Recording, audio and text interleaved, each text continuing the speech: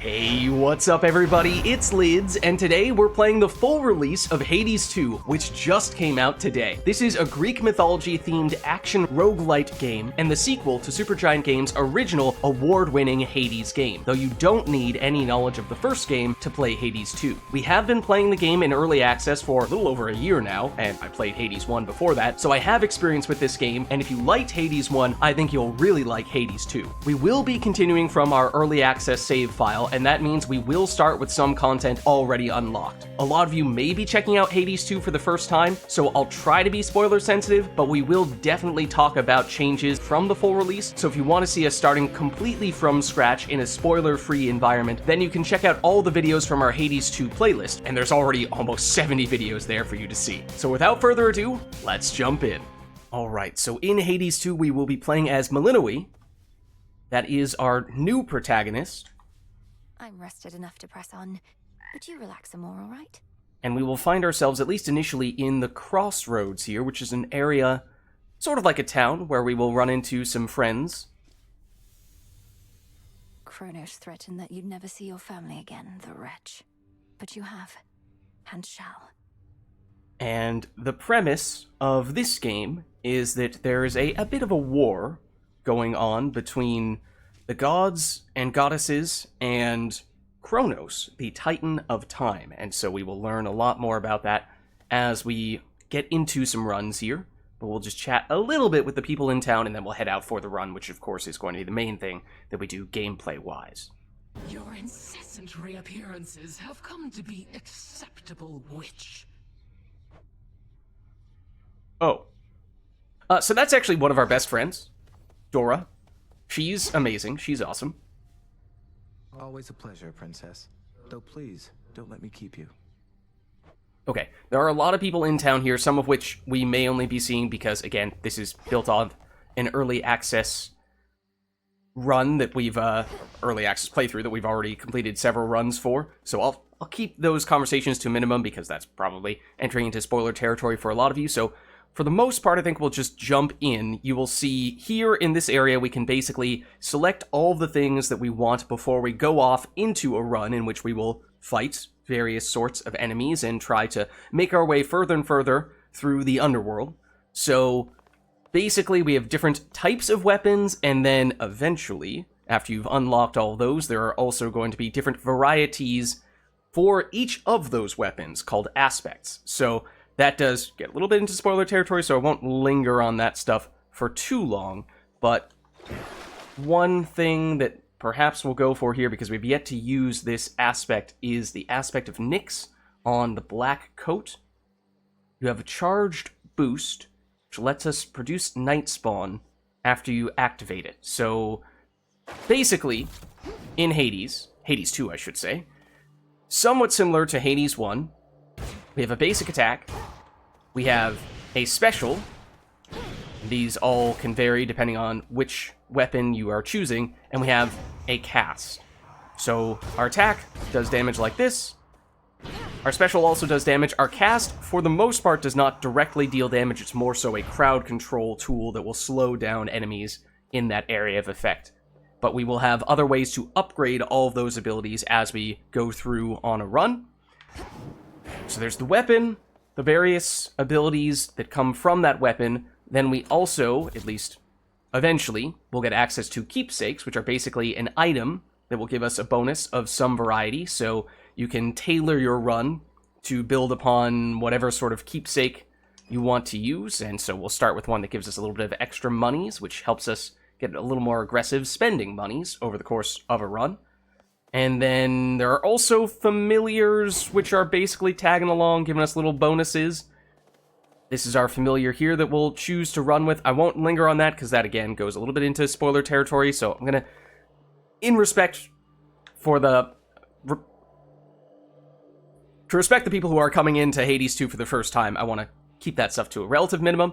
There is also this area here where, eventually, once you unlock it, you can add difficulty modifiers, but we're going to keep things simple for now, I think, and maybe just undo this stuff and go with a basic run.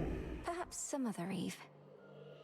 So you guys just see a relatively standard Hades 2 run to start things off. One other thing worth noting here is that we have these Arcana cards, which are basically Arrangements of Arcana now.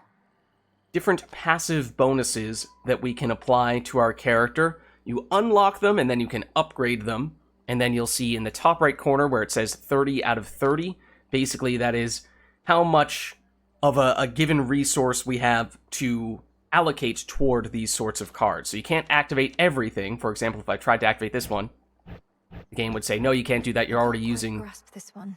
all 30 out of 30 of your grasp, is what that is called in the top right corner. So I have a set here that I do like to use. Things that make us heal a little bit, have more life, more magic or mana, and Death Defiances, which are basically respawns. If we do lose all of our life, extra gold, and some things that allow us to re-roll rewards so that we can, although they are randomly rolled, we have a little bit of a better chance of getting the sorts of things that we're looking for. So stuff like that. Those are the main tools that you have to work with on any given run. But enough chat. Let's get going. Commencing.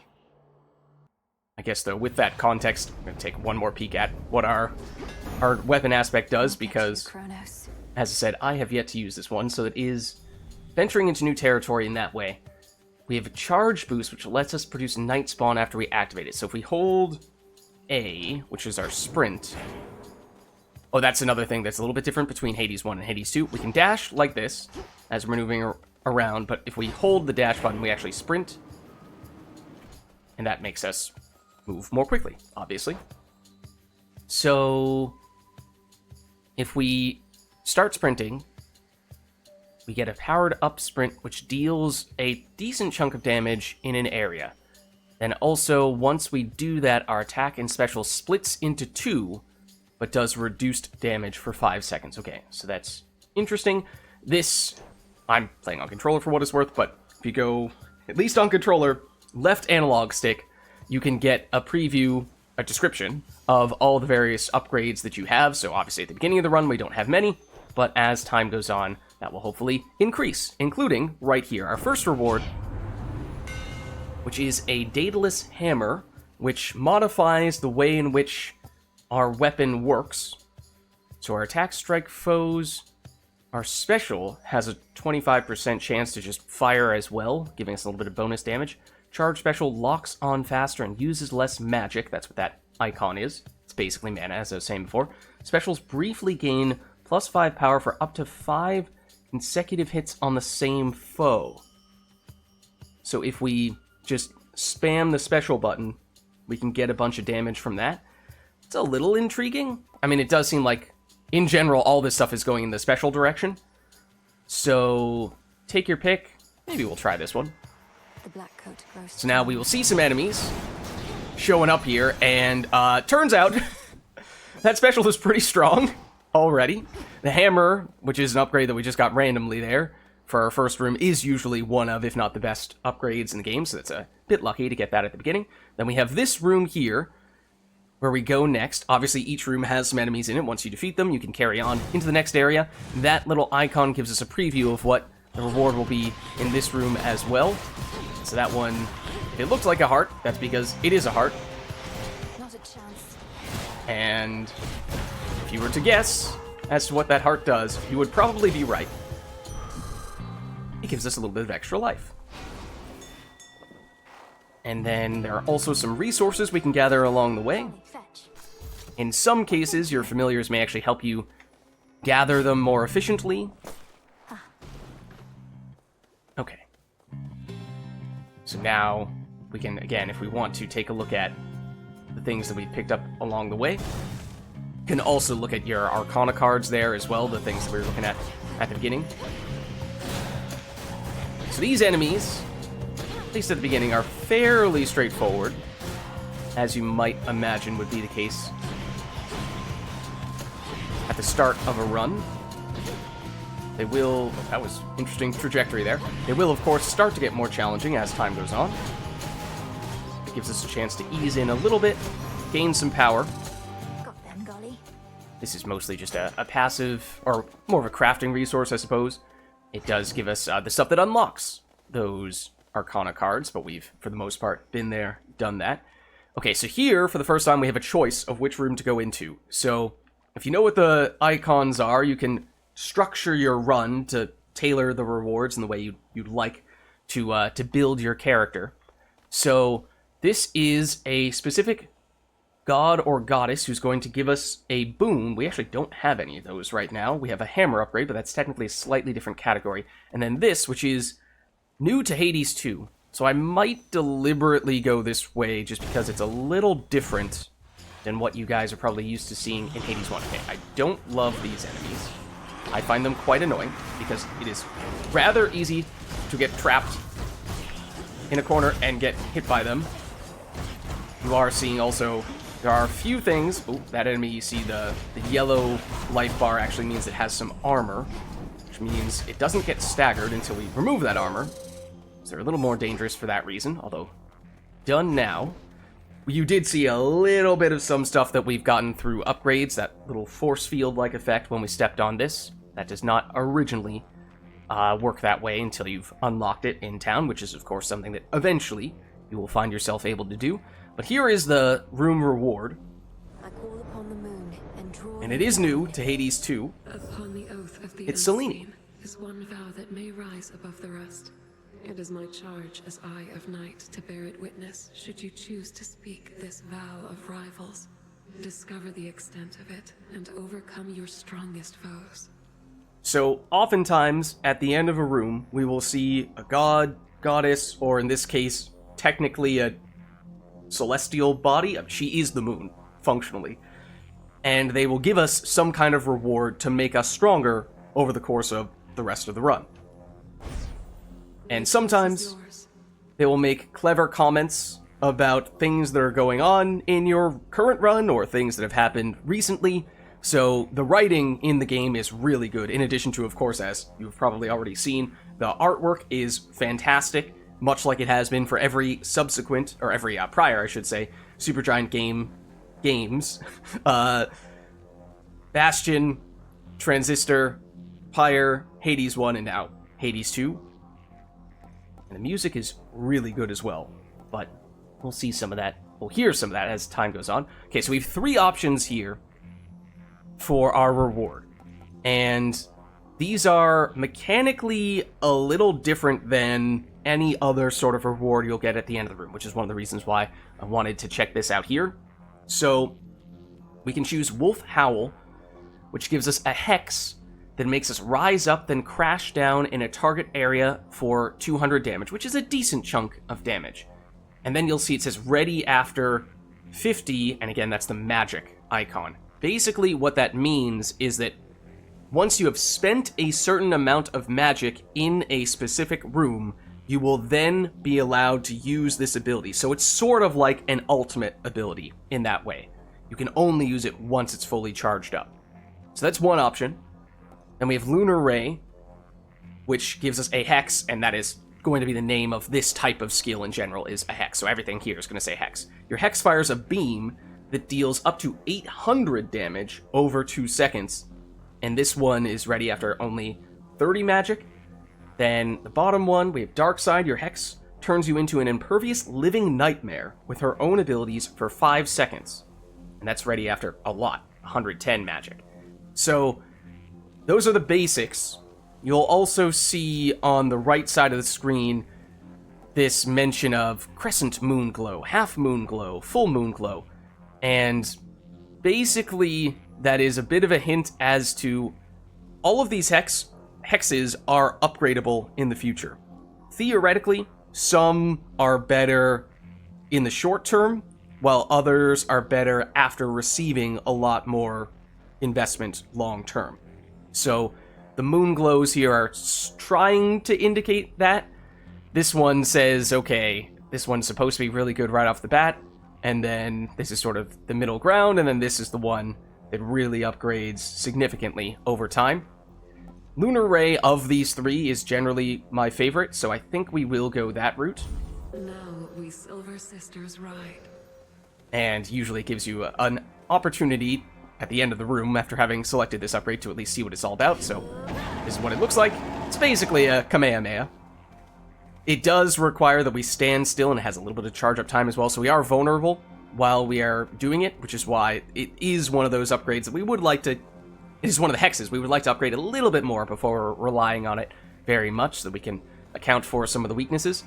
So then we have the option of going here or here, both of which are crafting rewards of some variety, neither of which is a real game changer, at least not for us at this stage when we've already unlocked a lot of things. But then we have this room, which Hades 1 players may recognize. It's a little different. You'll notice it says there's a 12 life cost to go in here. We will do it. Sting away. But it does mean we get hit. But it does mean we get access to a rather unique area, one that has some unique crafting resources that are much harder to come across, like this. Let's check if there's anything. Yes, there are some other things there as well. This is a fishing spot. All right. Hold on, I need to focus here, because this is a bit of a timing-oriented thing. Caught out. There we go. Hey, a projelly. So we get a fish, or in this case, a jellyfish, that once we get back to town, we can cash in to get some more resources. But then this is the room reward. There are no enemies in these rooms, but you'll see, this is not coming for free. We obviously took damage to come in here, but also, it's a little more complicated than that. Participate in the trials I devised, or provided quite as many interesting outcomes to observe, but you decided to of your own will nevertheless. Our acquaintance therefore was not a mistake. So this is Chaos, the primordial originator, the original being that created all of the Titans, and then the Titans who created the gods and goddesses. So Chaos is kind of a big deal, and is a fairly rare encounter. You'll usually see one of those Chaos gates at least once or twice over the course of a run, but you never know when or where it will appear. And also making reference to, oh, Trust Deepened. That's new. I don't ever remember having seen that, at least in the early access, but that's very cool. Technically, what Chaos was alluding to there was something that we were doing in our previous session, which was some optional content that was specifically sort of Chaos-oriented. So it seems as though that may have pleased Chaos, so it'll be interesting to see what that entails long-term. As for what the rewards are, though, it is similar to Chaos Rooms in Hades 1.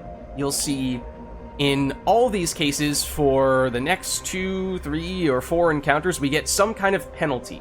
In this case, we have less maximum life. In this case, we have 1 fewer boon to choose from, those being the end rewards, like what we're looking at right here. Or every time we use a special, which is currently the type of skill that we've set up the most, we take damage. However, once we get through that brief period in which we have that downside, after the fact, that goes away, the downside goes away, and we gain whatever this upside is. So in this case, we channel our charge moves more quickly. Oh, which is something that I haven't really talked about very much.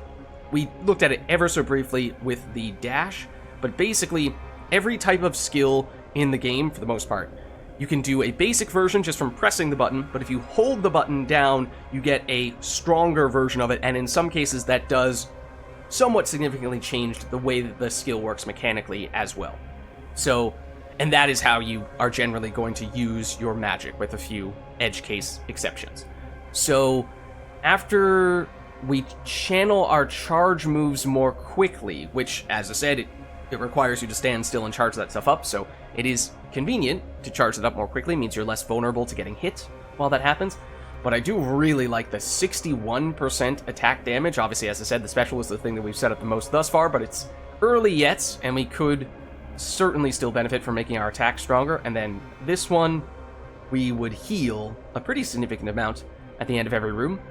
But I don't think we can afford the downside to that. That's very unfortunate. I think we go for this one. That looks quite good to me. Might. Ooh, okay, and then here's another interesting room for us to head into, because this is the icon for the special NPC of this area, also in this area, as we just saw.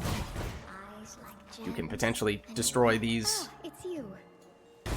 which will sometimes have enemies in them, which can give you a teensy tiny bit of gold, so there is a little bit to be gained from doing so, but it's also kind of random as to which, if any of them, actually have enemies. But this is the person we were looking for, or by person, I mean... Your silk is so luxurious, and the enchantments on the thread are strong. Arachne, it's incredible, really. You know that, right? Of course Spider. I know, my friend. Well, I may not be quite as strong as you. For my size, I'm something else. And I don't tire easily. As for the rest, trade secret. Alright, so, Arachne here, the Silk Weaver, is a friend of ours.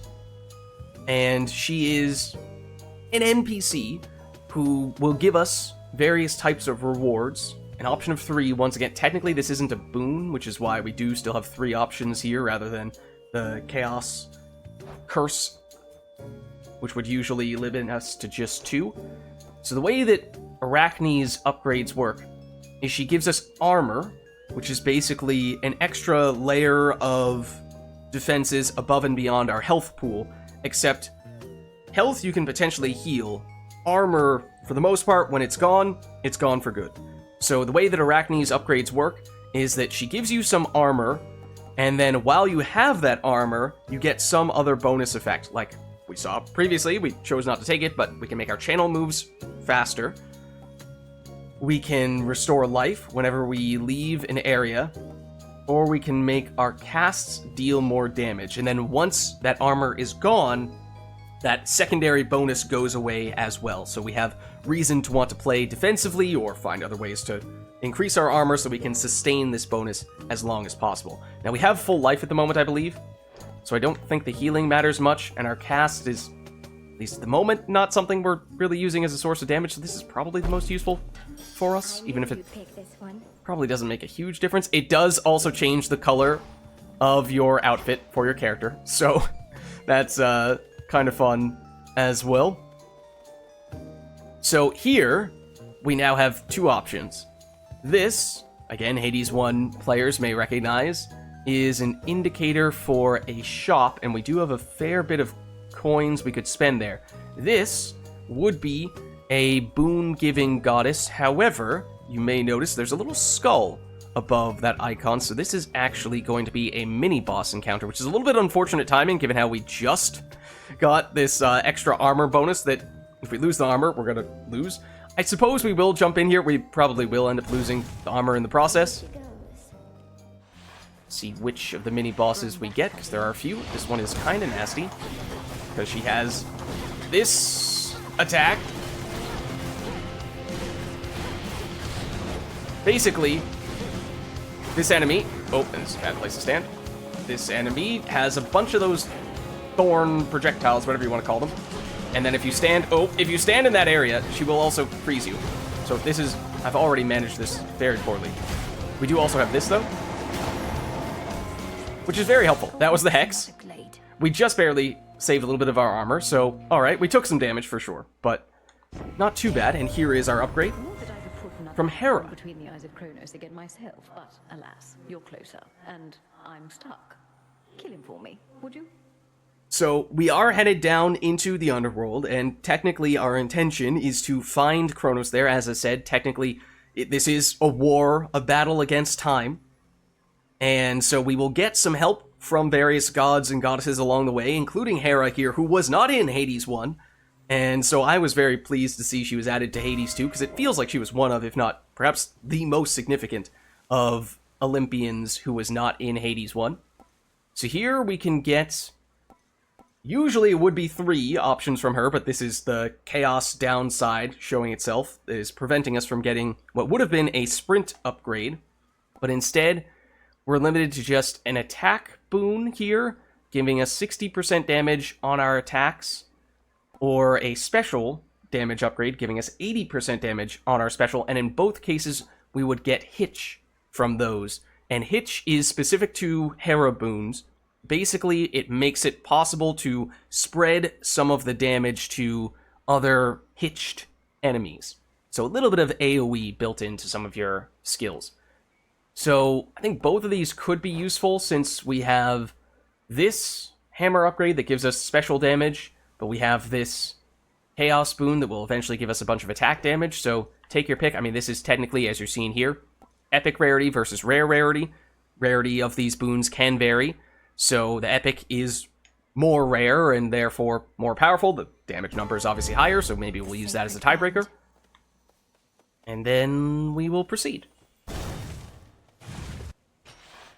Oh, okay. Quiet. And this is actually a more or less empty room, a fountain room. We'll get some bones, which are basically, Some bones. once we get back to the town where we were at the beginning, it's sort of like the most common resource that you'll use to do generic upgrades rather than specific crafting resources for specific things that need to be unlocked. So we'll heal, except we don't technically need to heal. But there is also another fishing spot here. So one moment, please. Let's fish. Let us fish indeed. See, these little baubles are not the real deal. That's what I'm waiting for. Get another fish here. Excellent. Okay. So usually this would be a nice sort of room to heal off any damage that you've taken over the course of the run, although that wasn't particularly relevant there. Okay, so I think I am, again, just talking about spoilers versus trying to be somewhat spoiler sensitive for people who are new to Hades 2, while also at the same time understanding that there are going to be a lot of people who have already played Hades 2 or seen the Hades 2 runs that we've done thus far. So I have thus far been saying what the rewards are in advance of going into the rooms, and I guess I will continue doing that. These, for what it's worth, are pretty consistent icons with Hades 1. This is gold. This is a pomegranate of power, a palm of power, and it upgrades one of our existing boons. So, technically, although we have several upgrades, the only thing that is actually a boon is this, the special upgrade that we got. So it wouldn't be the worst thing to level it up and make it stronger. Whereas the gold, you'll see the bottom right corner, at 497, that's how much gold we have right now. That is a lot, and we did already skip one of the shops where we could have potentially spent some of that gold. So I think maybe we will go the palm route here. When it comes to choosing, choosing which rooms to go into, obviously do have some experience with that, having already played Hades 2 a fair bit. These guys are a little bit nasty because they do a bit of a combo. So I do have some tendencies there. That's not a great place to stand. Sure, we'll do this. Here's the hex. Okay, and you have seen on a few occasions stuff that says blocked. That is coming from our familiar, technically speaking, and I did not focus much on that because, as I said, that's something that takes a little bit longer to unlock, so I don't really want to linger on that for people who are new to Hades 2, for spoiler reasons. But here's the palm. As I said, we technically only have one thing that is upgradable here, and it is that special boon, so you'll notice there's one aspect, the rarity, that we were talking about when we selected the boon. For the most part, once you select a boon, it's going to stay that rarity. There are a few ways in which you can upgrade the rarity, but that is generally fairly difficult to do. However, upgrading the level, that is almost always going to be after you have acquired the boon, and so that is longer term, the way that you upgrade stuff and get more damage from it. Okay, now this is also something that you can only unlock fairly late on, but maybe we'll do it anyway. It's basically an optional encounter that if we complete it, will give us, that icon is for Selene, the hex-based stuff, so upgrading that laser beam like Kamehameha blast. However, the way that it works Reveal yourself, whoever haunts this shrine. is that we have to defeat this guy without taking damage. If we take damage, we fail. And he has armor, so he's stronger for that reason. And also, he has some special abilities on top of that, which admittedly, I don't know what all of them are, as they just sort of mention them by name at the beginning. The names don't necessarily mean anything to me.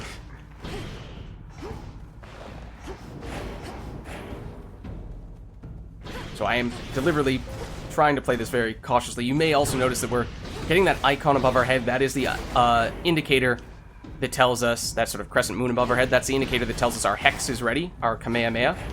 And the reason why that is charging up, even though I have not spent any magic thus far at all this run, is because we do have one of those Arcana cards, those upgrades that we saw at the very beginning of the run, that automatically charge up our Hex even when we are not spending magic. So that's why we're technically making progress, even though we're not doing it the way one usually would. Okay, now his armor's gone, which means it's much easier to take him out. And that means we did not take damage, so we do get the bonus here, which is very nice. For safekeeping. Oh, in fact, I did not even remember.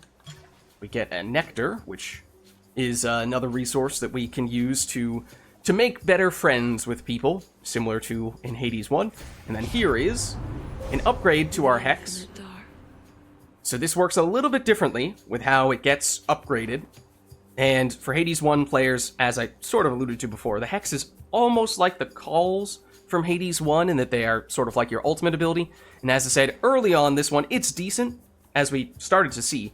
But I do very much like when we can upgrade it further, because we have 4 points here to work with. You can see at the top it gives us the base stats, but then as we go through these various points here, we can see the various ways in which we can upgrade.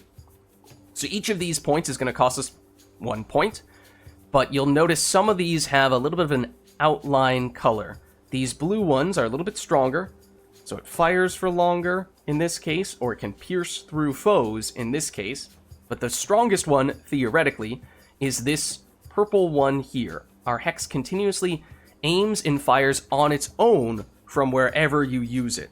So that means that usually we'd have to stand still and charge it up and deal damage that way. But we're vulnerable because enemies can hit us while we're doing that, or there could be multiple enemies. Someone else is sneaking up behind us, hitting us in the back while we're focusing on a different enemy. But this, with this upgrade, means you press the button, you can run away, do your own thing, and it's just going to continue to do damage elsewhere. It does, however, increase the cost of the ability. So remember, it usually charges up after using just 40 magic, which was quite quick. As I said, wasn't actually using any magic directly, it was just that Arcana card that was giving us a little bit of Hex charge up, and that alone was giving us fairly consistent use. But this more than doubles the cost of the Hex. So it gets much stronger, but it is a little bit trickier to use it as frequently.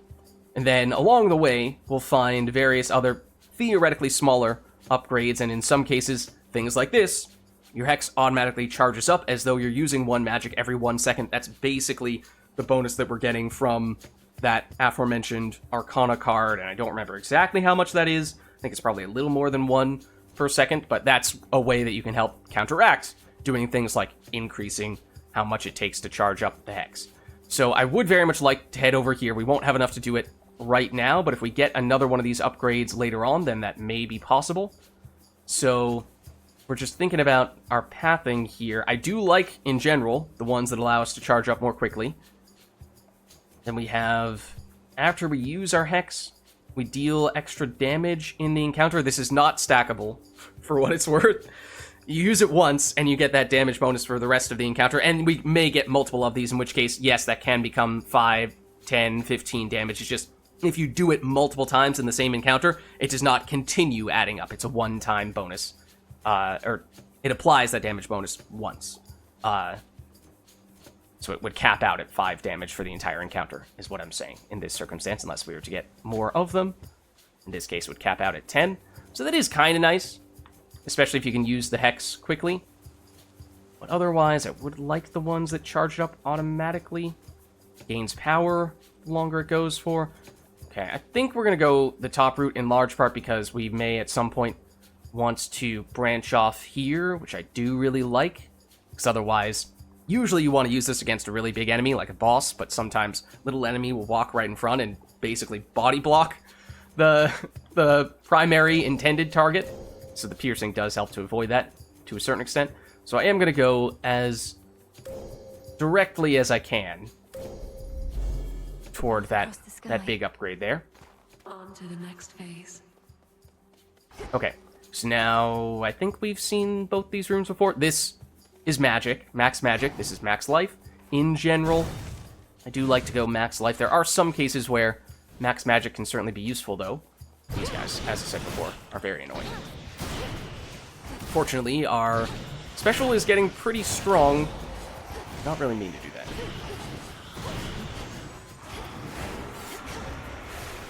this is a good use for the cast, because it does freeze those enemies in place. Ooh, this is a long encounter. You are chasing me, which I do not appreciate. See these brambles chasing after us. That's coming from this guy. Ooh, I almost dashed into that. Now, please aim at him. Thank you. It does. Our special does have some heat-seekingness to a certain extent, but it does still start going in the direction that I'm facing. Better. Okay, so there's that. There's also Reagent over there. little flower for us to pick up. Okay, so now we have the option, I think this was previously the choice we had as well, to get gold or to get another palm. Now, technically speaking, palms in a shop would cost 100 gold, and these rooms give us 100 gold, so it's kind of even value one way or another, just a matter of how much do we like this specific boon that we would upgrade. And I think it is still the only thing we have that is technically upgradable with a palm. And as we were saying, it is starting to hit quite hard. So I think we will go this route still. It is also theoretically possible to take enemies out by knocking down some of the scenery on them. Okay, it's getting a little crowded in here, though. I'd love to get rid of you. There we go. Didn't see if that got rid of you altogether. Nope, thank you for blocking that. These guys sometimes trap you in a bit of a corner. Be a bit of a bother. Here we go. As we said, we knew this was always going to give us this upgrade. For what it's worth, if you continue to use more palms of power on the same boon, the more you level it up, the more diminishing returns you get. So I think the first time it gave us 15% additional damage. Now we're seeing it's just 10. So there is reason to certainly upgrade a few times, but eventually you get to the point where, okay, you're not getting that much value from just continuously upgrading the same skill over and over again. There is a point where it stops reducing the incremental value, so it's not like you're going to get nothing from later upgrades, but, you know, it's rare that you would want to go absolutely all in on one skill at the cost of other things. So here, just take a look. It says we're on location 11, which means we're actually getting pretty close to getting to the end of this floor. In fact, this may very well be the last room before the boss fight. I think it is. Which means we could go to a shop here, which we have certainly plenty of monies to spend on. However, this should mean that this is basically a free boon, a room that will have no enemies in it. We just walk right in, take this boon, doesn't cost us anything. So long term, we save money by going this route. Short term, we can potentially purchase multiple things in one room if we go here. So we're going for the long term. I think we might want this one, especially because I know who this is, and they do tend to have some very nice early run rewards, and this is still fairly early on. So let's check this out. Because it's Hermes. Through there with Braps and Typhon and whatnot. Don't want to rush you, Em, but this is me. I just can't help myself sometimes. Okay, so it's obviously another god in this case, giving us a helpful boon. And we've seen a bunch of stuff that makes our charge-up moves go faster. I don't know that we took all of it, but this one is blocked by Chaos, and I think once we take this boon, I think the Chaos will evolve, yes, and we'll get that big attack damage boost. So we can either dash more frequently, or make our sprint faster, and give us a barrier that ignores 2 instances of damage per encounter. That's pretty awesome, especially early on in a run where there's just so many rooms in which this is going to take effect that really will start to add up. So I like that a lot. That is the Chaos boon now evolving, which means we have the attack damage bonus, and we didn't have to spend anything in this room, so we still have a lot of monies. And here you see an icon we've not yet seen, the sort of red devil on top of that sort of like magma icon, and that is suggesting that this is our first full-blown boss fight. Come, bearer of the black coat. You were preoccupied with that Arachne's curse. I know about it, yes. The remedy is no straightforward feat. Oh, so Arachne, that spider lady who we ran into earlier, who we are sort of friendly with, she this is, I guess, spoiler territory. I'm not super familiar with her mythological background, but it seems as though she was originally a human, and then, for whatever reason, made the gods and goddesses displeased with her. Seems like she was a silk worker or a tailor of some variety, and maybe she was so good as a human that the gods and goddesses got a little jealous. They were like, you're not supposed to be able to do that as a mortal. And so then she got cursed and turned into a spider, and there's been some talk of potentially reverting her back to her human form, so maybe that's what Hecate is going to help us to do here. Nor is my task, yet here we are, night after night. If there's a way to aid my friend, I wish to know of it. And this is Melinoi Tina is the one to persuade. against If Hecate. she wishes the curse to remain, it shall. That, and you must discover who created it. Okay, we had heard previously that Athena was the one to have applied this curse to Arachne. Hecate, I mean, I know we didn't spend a ton of time in town before we started on the run. She is sort of our mother figure in town, especially because our mother and father have been captured by the Titan of Time, Kronos. So that's one of the reasons why we're fighting him. So this is our Forward enough? our leader of sorts, in a way. I do have some experience fighting her.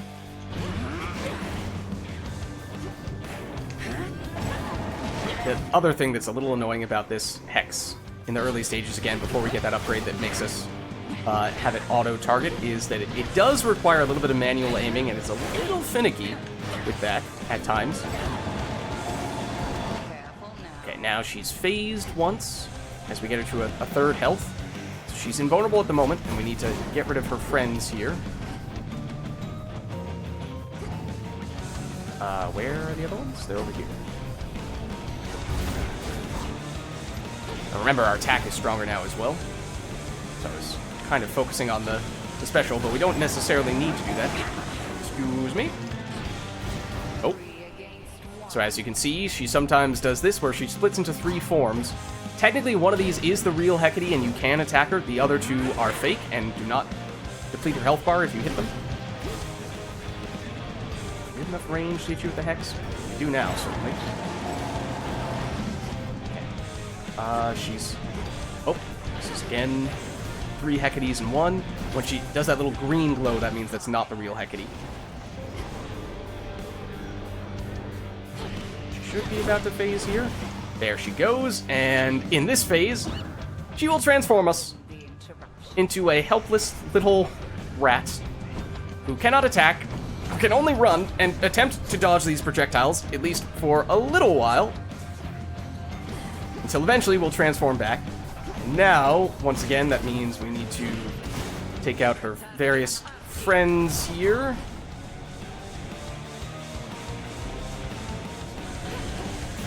Ooh, that's a lot of projectiles. Excuse me. Did I get that last one in the corner? I did. Okay. She's not pleased with us. It's one of her stronger attacks. And those shoot out in many directions and then return back to her. You see the little green flash when we hit that Hecate. And that means that's the fake Hecate. That is also the fake Hecate. So the real one was the one that we didn't hit, naturally. Wait for you to do this. You can dash through that. And potentially hit her again. Oh, I was really hoping that was going to be enough to kill her. One moment. There you see, she shoots them out. They come back. So if you do get hit in both directions, then that does add up to a lot of damage. But there we go. Hecate down. Test complete. And our mentor is defeated. Not so much as a single cut or scrape, and thus depart. Such strength and agility as can stop time. I don't believe we got hit. Return to Shadow now. Okay, so then we get our reward. So this is a crafting resource that you get from fighting Hecate, and then I don't remember us having gotten those gemstones from this fight in the past. I'm not sure what that's all about, but that was the end of this floor. So now we carry on downward, further into the underworld. Basically, the place where we start, the crossroads, is sort of like Limbo, in a way. One of the uppermost levels of the underworld, sort of blurs the line between, is this the underworld, is this the surface? So we are going deeper, trying to get to the heart of the underworld, to encounter... Ooh, I like your dress. Excuse me? As you This guy. flail against me here, the shrewd Prometheus has many of your relatives entirely preoccupied. Coward. To trash talk us before he actually faces us. So as was the case for Hades 1, is also the case here for Hades 2. After the floor is complete, we have this opportunity to heal a little bit, and then at least once we have made some upgrades, you will get access to the trinkets cabinet, so we can now, or keepsake I should say, so we can switch out for something else. I'm not sure we used any of our gold yet, but we do still keep the gold that we gained from this, so we can now switch to something else if we'd like. So we have plenty of options here. In fact, oh, are there new? There may be new ones that have been added with the full release here, because we did have all of them at the time of early access. But as for what we tend to go for on this floor, either there are keepsakes from each of the boon-giving gods and goddesses, which basically make it more likely for you to encounter that specific god or goddess, and since each god and goddess tends to have a particular theme about their boons, for example, we saw Hitch from Hera, which gives us a little bit of extra area of effect. If you really wanted to go all in on that, you could take her keepsake, make it more likely to see more Hera stuff, and also have the option to upgrade the rarity of some of her boons. Then you can sort of structure your run in the way that you would like.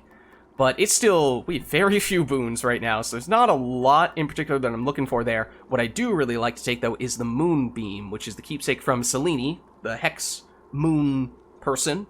So this gives us extra points for our Hex upgrades. We can only use them once we encounter our next Hex upgrade location reward, so we are going to have to be on the lookout for more of that going forward, but it should be quite helpful.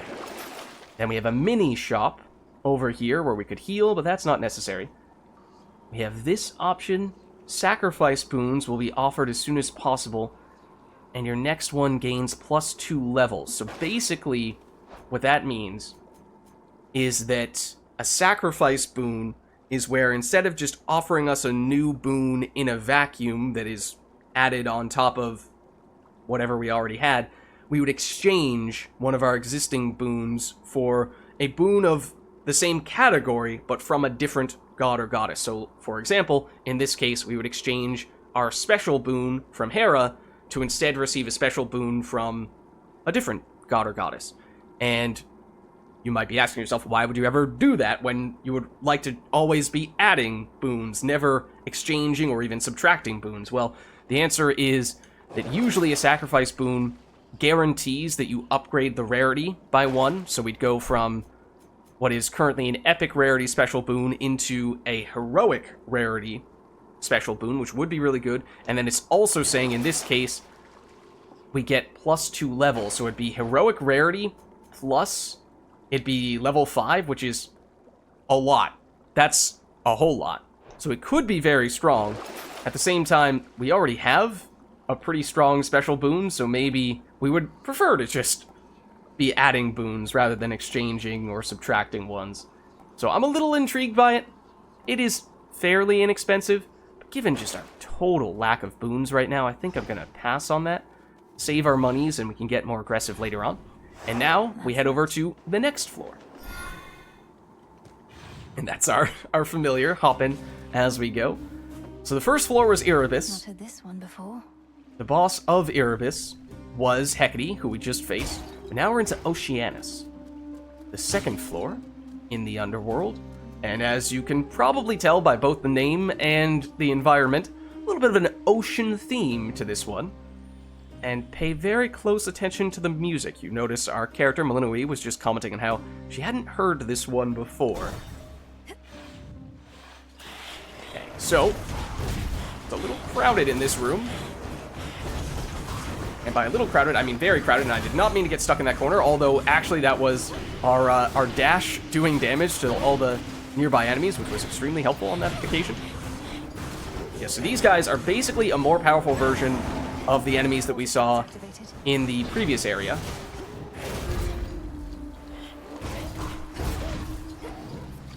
They're quicker, but this one is different. This one's new to this area. If I could just hit you. It does a heat-seeking projectile, and then once you kill it, it explodes. So you do need to be careful. It will deal damage to you in that way. But now we're done with that.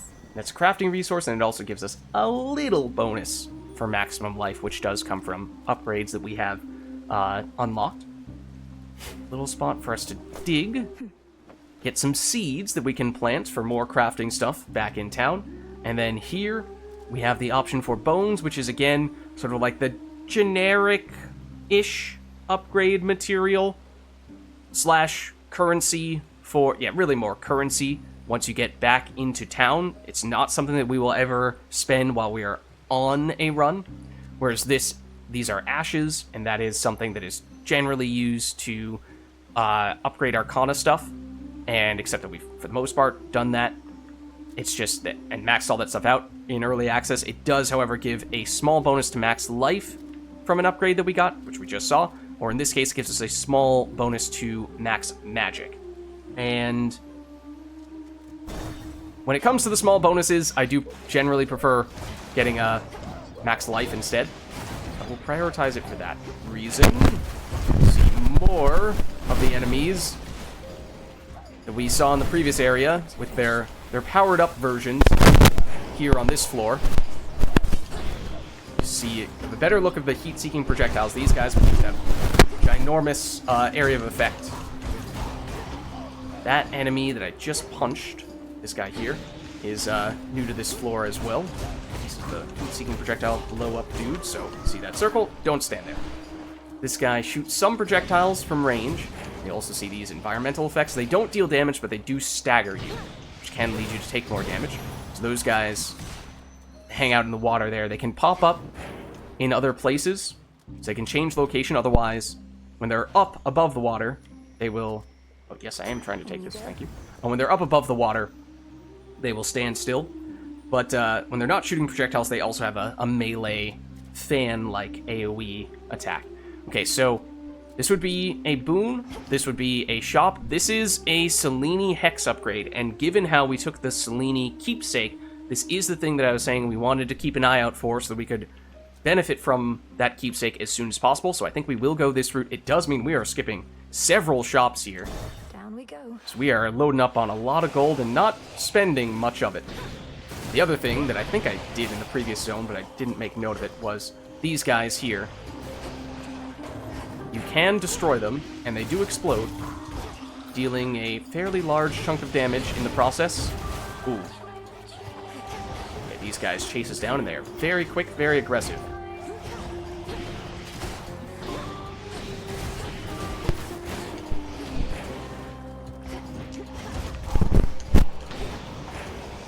And they were armored as well, which made them a little bit stronger and stagger-proof. There's, ooh, hello. We are. Okay, so here is what would usually be, I think is it 3 points? I should remember this. It's usually, I think, 3 points worth of upgrades, except we have 8 to work with here, because it's the standard 3 plus the 5 we're getting from our keepsake. So that's why I really wanted to get this here, because it means it's certainly enough to get this big upgrade, plus more on top of that. So we can get more armor. Also, as you may have noticed, the song is becoming more prominent. It now has lyrics. As I said, pay close attention to that. That will develop further. I'm not a huge fan of the armor during the effect for this upgrade. Technically, before you've made it so you can run around while it's active, it is sort of a way to make it so that you're willing to take a hit or two while you're charging up this ability.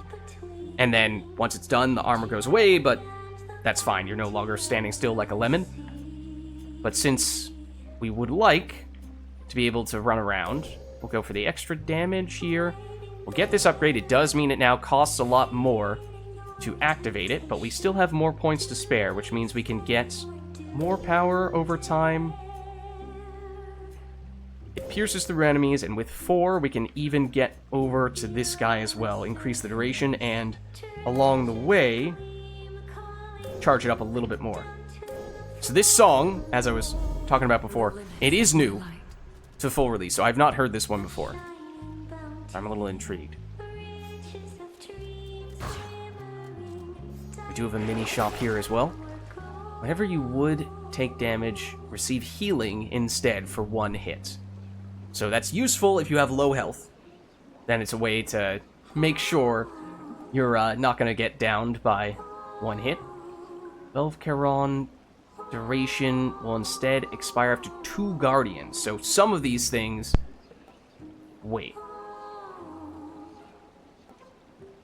Hold on. I don't know if I've ever seen this combination before. I've seen them separately, for sure.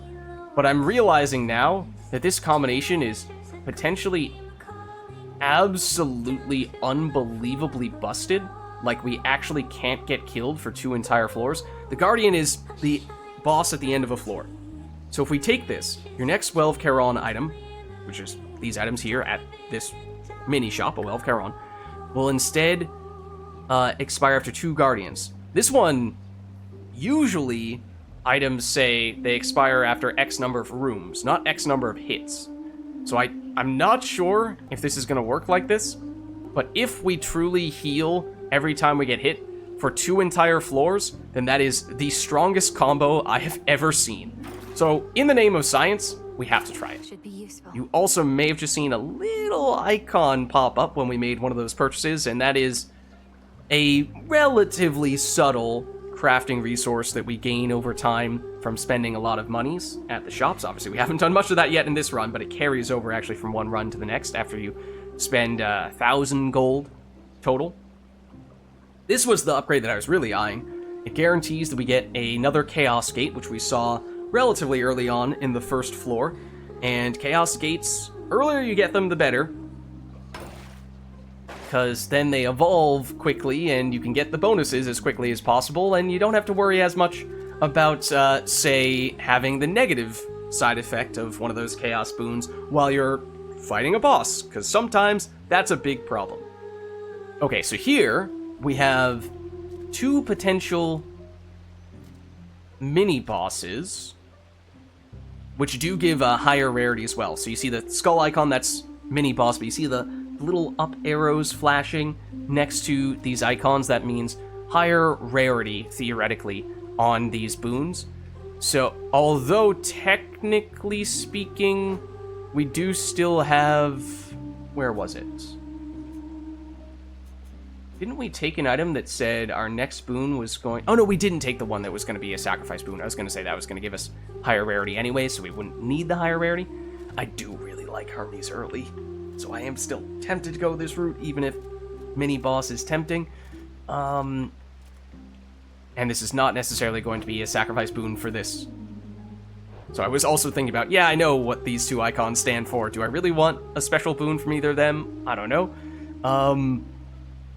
I do generally really like this boon-giving goddess. Sure, we'll do it. Okay, so here's our Chaos Room as well. So this is a mini-boss who does this, in addition to some other things. Trying to clear things out a bit first. Ooh, that guy's very aggressively coming after me. Okay. Ooh, thread the needle. Okay, so now it's just you. You can see he does a lot of things there. So now we can do the Hex and then just run, and it continues doing its thing, which is why I love that upgrade. See, it has some projectiles that then branch off. That's what this one is going to turn into. That makes it a little hard to dodge that. He can also appear elsewhere. And now he is out of armor. Ooh, oops.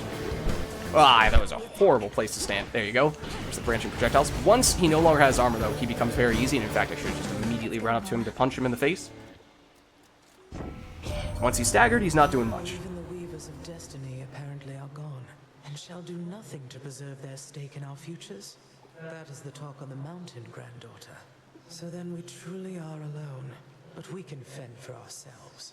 Okay, so admittedly, I'm not entirely sure how to walk the line between how much to talk about plot-related spoilery stuff and not talk about plot-related spoilery stuff, given all we were talking about before, about how we're trying to approach that. But one of the other things that, okay, yes, as you can imagine, this is now entering spoiler territory a little bit. So Kronos is the big bad guy. He is fighting the gods and goddesses.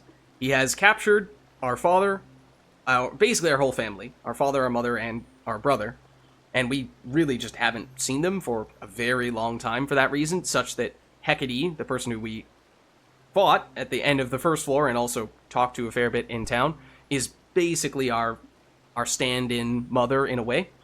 But Kronos has also captured the Fates, which, if you're unfamiliar with Greek mythology, that's not just a metaphorical concept or a theoretical concept. Those are actually 3 creatures who are weaving making predictions and weaving out what they think is going to be what comes to pass. So by capturing the Fates, he is basically trying to control the future, which, as the Titan of Time, Kronos, plus someone who can control the Fates, the future, that's a pretty potent combination. So that's the issue we find ourselves facing. And this is obviously Demeter, who is technically our grandmother. And okay, we have some interesting options here. So we have some damage on our cast and freeze, which the reason why I love Demeter is because freeze is really strong. It makes foes stop for 2 seconds, and then it can be reapplied after that for 10 seconds. So you can't perma-freeze enemies, but it does give you a very nice window in which to attack them relatively safely. So less about the damage, more so about that freeze effect.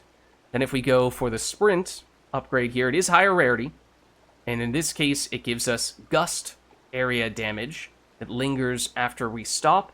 So this is a little bit more for the damage rather than for the secondary effect, because the gust does make foes slower and their range shots slower, but it doesn't completely freeze them the way that freeze works here. And this works for basic enemies. For bosses, it slows them down. It doesn't freeze them entirely, otherwise it would be truly busted. But then there's this as well.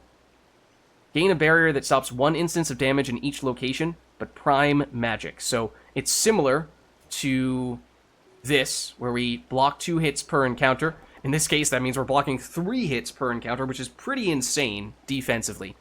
Priming magic means that we are basically going to permanently have 15 of our magic inaccessible to us. So if you only had 15 magic, that means you would be using all of your magic just to reserve it for this ability. Whereas if you had 1,000 magic, you're just setting aside 15 of it, you'd barely notice it all. So we have 110 magic, and we haven't been spending it that aggressively thus far, so I'm not necessarily opposed to that. This is basically, this is pure defense. This is a little bit of a mix of defense and offense, whereas this is more offense and technically a little bit of defense, although I tend not to think of it that way. I think I will go for this, and then if we see this in the future, we will definitely take it for what it's worth. This, and then the Demeter special boon, which obviously we already have a special, but those are the 2 boons that I think I've taken more than any other in the game. Battle, calm. Oh, a little bit of extra narration. So yeah, I'm a huge fan of the freeze effects, which is why I really like Demeter. So we have the option of gold, we have the option of life, but we also purchased access to this guaranteed Chaos Gate, which we will take here. And in this case, it does not deal damage. That was one of the bonuses of us having purchased this in advance. And we see an extra little golden urn that gives us some gold, and then some other crafting resources in the Chaos area. These are usually pretty rare to come by. A gift from the earth. Pretty lucky to see it showing up, several different types of Chaos-specific resources showing up here. now what do we get this time? Chaos, I heard your call. So, next 4 encounters, whenever we take damage, we are stunned for almost a second. So that means you are likely to just get hit for tons and tons of damage when you do get hit. We have been doing pretty well when it comes to not getting hit thus far, but that could change very quickly in this case. Afterward, we gain a lot of extra money over time. So the earlier you get this, the more valuable it becomes. There's more time for you to benefit from that bonus gold. Otherwise, each time we use charge-up moves, we take 5 damage. Afterward, we gain 60 life. Next 4 encounters, we just straight up take more damage. Afterward, we move and sprint 20% faster. So these, usually when it comes to the Chaos boons, you want to think of both how bad is the downside and how good is the upside, and is it worth the cost in order to get the benefit. The other thing worth considering, though, is how far are you on the floor, because if you are far enough along, there's a chance that the downside might still be active during the boss fight, and in some cases, that could be really punishing. Like, getting stunned in a boss encounter, probably not something you want to deal with. Could you potentially avoid using charge-up moves in a boss encounter? Yeah, that's probably a little more doable. So, except this one takes one more encounter before it evolves. So, these are all good, but with potentially concerning downsides, none of which are complete automatic things that would make me say no way, but they could be a bit of an issue. This one I feel like is the most manageable. We do also, as you may see in the bottom right corner, with one of our Arcana cards, have the option to re-roll the options here that are being offered. We can only do that 3 times total across the entire run, so want to be mindful of when and where we do choose to use that. We haven't used any yet, though, so we're actually... These are not so bad that I feel like it is urgent for us to go that route. I think I am going to take this one. The one thing that I am concerned about is the charged dash from our aspect. I don't know if that counts, because usually that would not really be a charged move, but this might be a strange exception. Okay, so in this case, now we get into a little more technicalities here.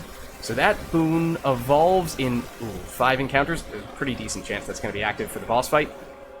And encounters are only rooms that actually have enemies in them. This room will have enemies in them. This room will have enemies in it. This room will not. This is probably the best room, reward-wise, as that icon was the same we saw for Arachne. It's basically the icon for any sort of friendly NPC, but it would not progress our Chaos Curse, so that does mean we're at a greater risk of seeing that still active in the boss fight. Maybe we can still get away with it.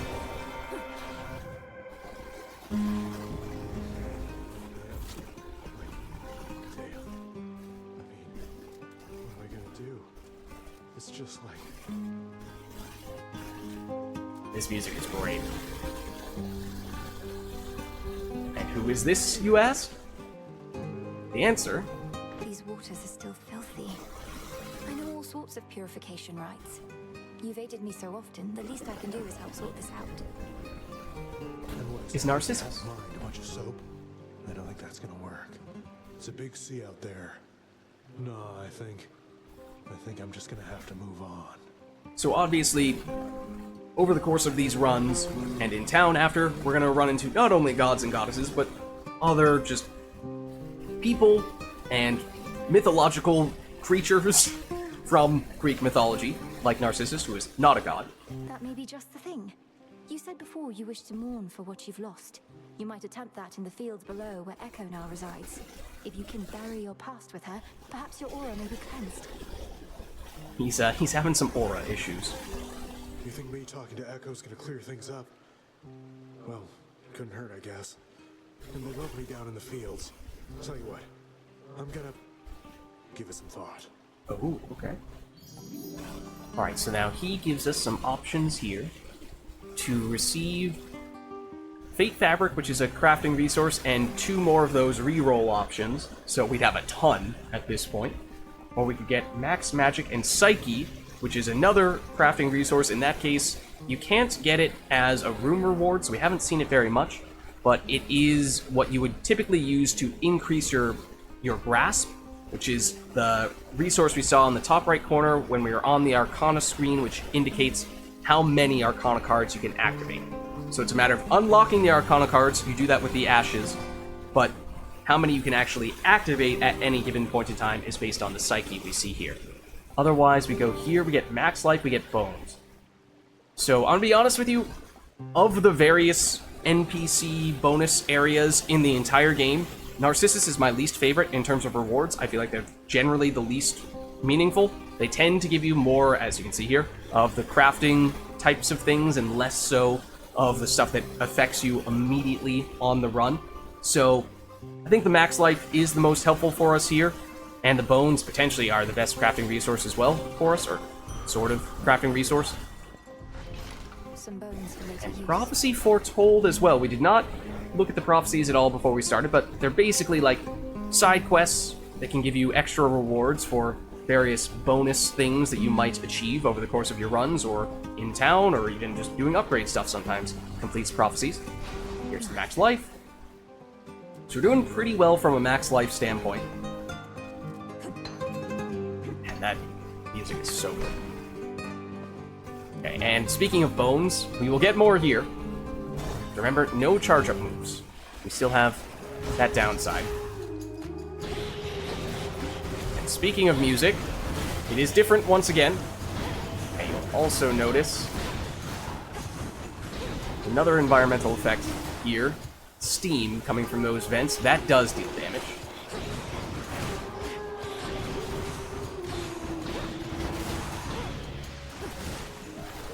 There's more. There's a lot more, in fact. Okay, drop this. You'll notice it's taking a lot longer for that to charge up now. It's not a coincidence. Oh, we did get stunned by one of those there. The enemies can get stunned as well, though it tends not to be as significant for them. Heat-seeking projectiles. Okay. Whoop, I did not intend to blow that up, but there you go. Lots of things going on here at the moment. You. Wait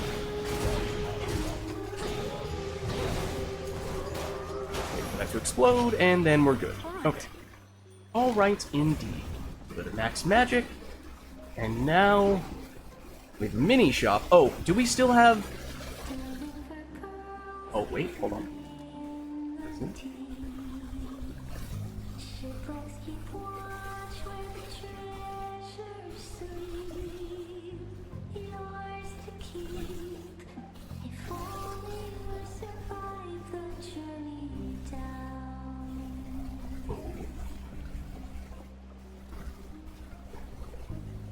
So,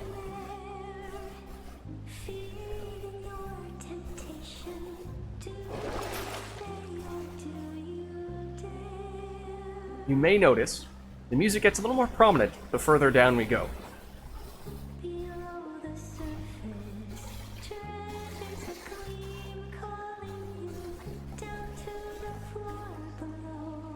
Not a coincidence. These rewards here, basically all crafting resources of some variety, or in this case, sacrifice life to get a little bit of gold, but we're doing so well on gold that doesn't feel necessary right now. And is this already the penultimate room, the last one before the boss fight? In which case, this is our last shop before the boss, and these would be free boons. This is Hera, we've already seen her. We passed up on this god previously, but I feel like now this is where, given how many times we've passed up on the shops, we really should go here. Because there is a lot of potential to buy multiple things. This is healing, which we don't need, but this is a palm, and then this is a boon, and this will be the boss fight. Okay, so yes. This is Charon, the Stygian boatman, who sends people into the underworld and is a friend of ours. Something about your gold rewards, in which I've achieved silver status now. Oh? Thank you very much, my lord. I'm pleased to be a loyal customer of yours. We have done a lot of business with him in early access. Okay, so the palm will give us up to 3 upgrade options. We only have, I think, still 1 boon that is upgradable. Hermes boons usually are not upgradable. lots of Chaos Boon stuff, and then lots of stuff from... Oh, we do have one from Demeter that is upgradable, I think, although I don't remember what this does when you upgrade it. I think it might just reduce the amount of magic that is primed, so I don't know that that's going to make that big of a difference. Sometimes what I'm getting at is the order in which you choose between palms and boons can be somewhat significant, because you, in this case, we are guaranteed to have the option to upgrade everything that we have upgradable here, whereas if you keep on adding more and more boons, eventually it's a bit of a dice roll. You don't know if the boon you'd like to upgrade is one of the 3 options you're going to see, but we have so few upgradable boons that that is actually not a factor here. So we're just going to go with this, which is Aphrodite, as you might have guessed, from the heart. So, typically, my favorite combination of boons in the game are using Demeter, who we already have seen, for freeze, and then using Aphrodite for direct damage, because she has the highest damage boosting boons. The reason for that being, you only get the bonus damage if you are close to the enemy, so a little bit of an extra risk in that way, and that's why freezing with Demeter is such a nice combo to go along with that. So we passed up on the freeze on Demeter, but we may still be able to get that a little bit later on. Otherwise, so this is the attack boon. This would be really good. Unfortunately, it's just common rarity, which is a bit unfortunate. Though technically there is a clever thing we may be able to do with that if we were to take it here. Otherwise, we automatically inflict weak on nearby foes and gradually restore magic near them. So weak is a curse that you get just from Aphrodite boons, and it makes enemies deal at least 30% less damage for 1 second. And if we're standing next, we have to stand next to them to apply it, which is good, because generally when you get hit by an enemy, you're standing near them. So I do like this one a lot, and the main thing, though, is that it gives us magic restoration, which there's sort of a primary category of several varieties of boons. There's attack category, which we don't have yet, but we obviously see right here. There's the special boon category, which we do already have. There's cast, there's dash.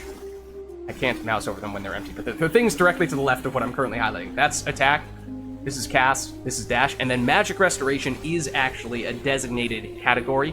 So you can only have one of those at a time, and basically every major god or goddess has their own version of the magic restoration boon, and I really like Aphrodite's.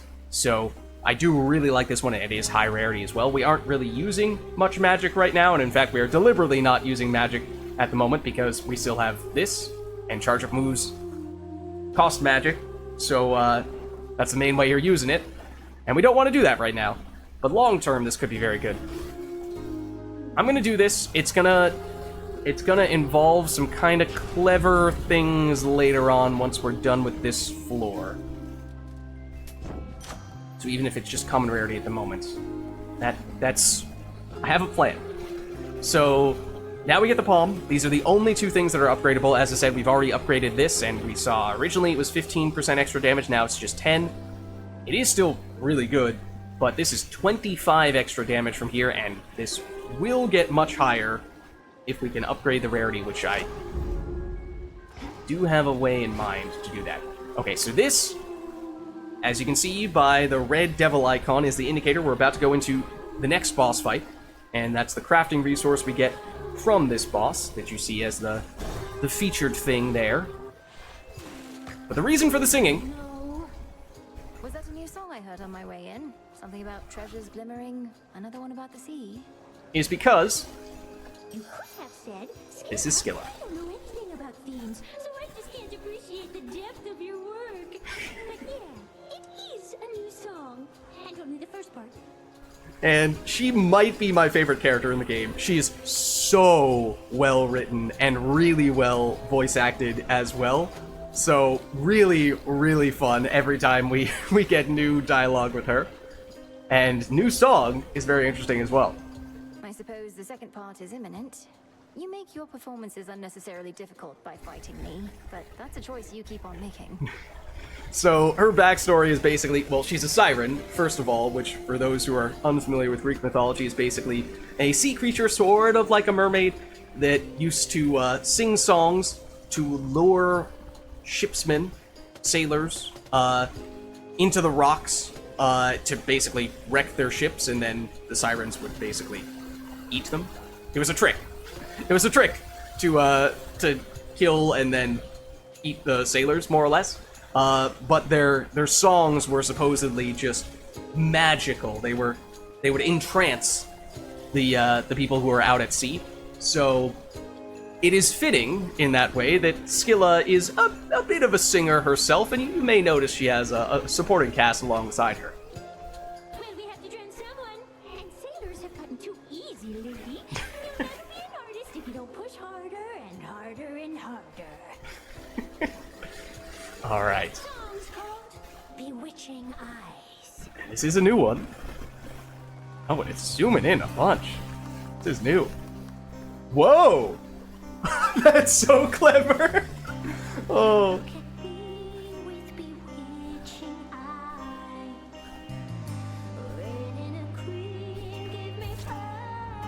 Okay, and now we're fighting. So that's new. That whole way in which they did the intro, that was really clever.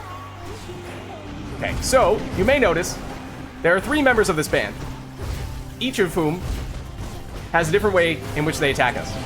Technically, they all have individual life bars, even though you only see Scylla and the Sirens listed collectively up top here. They all have individual life bars. They all have individual abilities. So if you take out a specific Siren, then they will no longer use that ability. And I'm sorry, but I am going to talk over this song, even though I'm very tempted to just stop and listen to it. This is probably not the best time to do that, though. Okay, so I am familiar, with how many of these abilities work, because this is definitely not my first time doing this fight. But you'll notice we dealt a bunch of damage to the drummer, and now the drummer has this icon, which means they are invulnerable. That's because we have, at least for the moment, dealt with her, and she's no longer using her ability. She was the one who was creating the large circles on the ground that, in some cases, they originate from her. In other cases, they originate from the far side of the arena and then move back toward her. So there was a time when this was a really difficult encounter, and I could not figure out how best to manage that, but that was the key discovery, was to figure out how exactly her skills work. Okay, she's now down. That leaves just Scylla. There we go. Actually, never seen her do that before.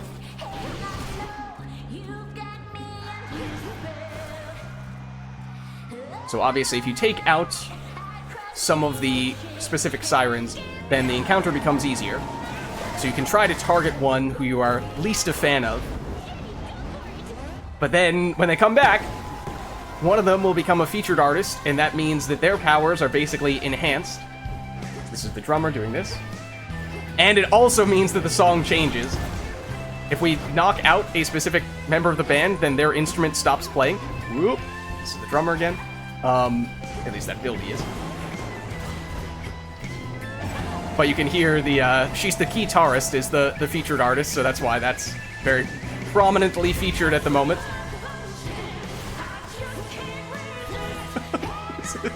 This is great.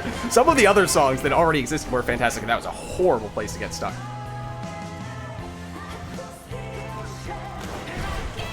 Ooh.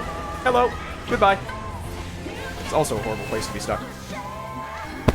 Don't mind me as I do that. Hit and run. Excuse me. Stop going straight after me. Okay, the drummer is now gone for good at this point. So don't need to worry about her anymore. Oh, you're just hanging out there. I honestly didn't even see you at first. So now, again, we'd like to deliberately target a specific person if we don't like them. You are the featured artist. And now you are down. And technically speaking, in this second phase, once everyone has gone down once and then come back, Scylla has to be the last one.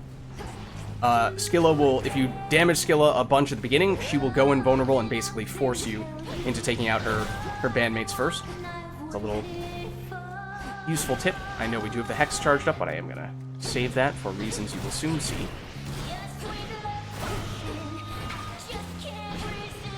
because... Excuse me, Scylla. Scylla, please stop doing that.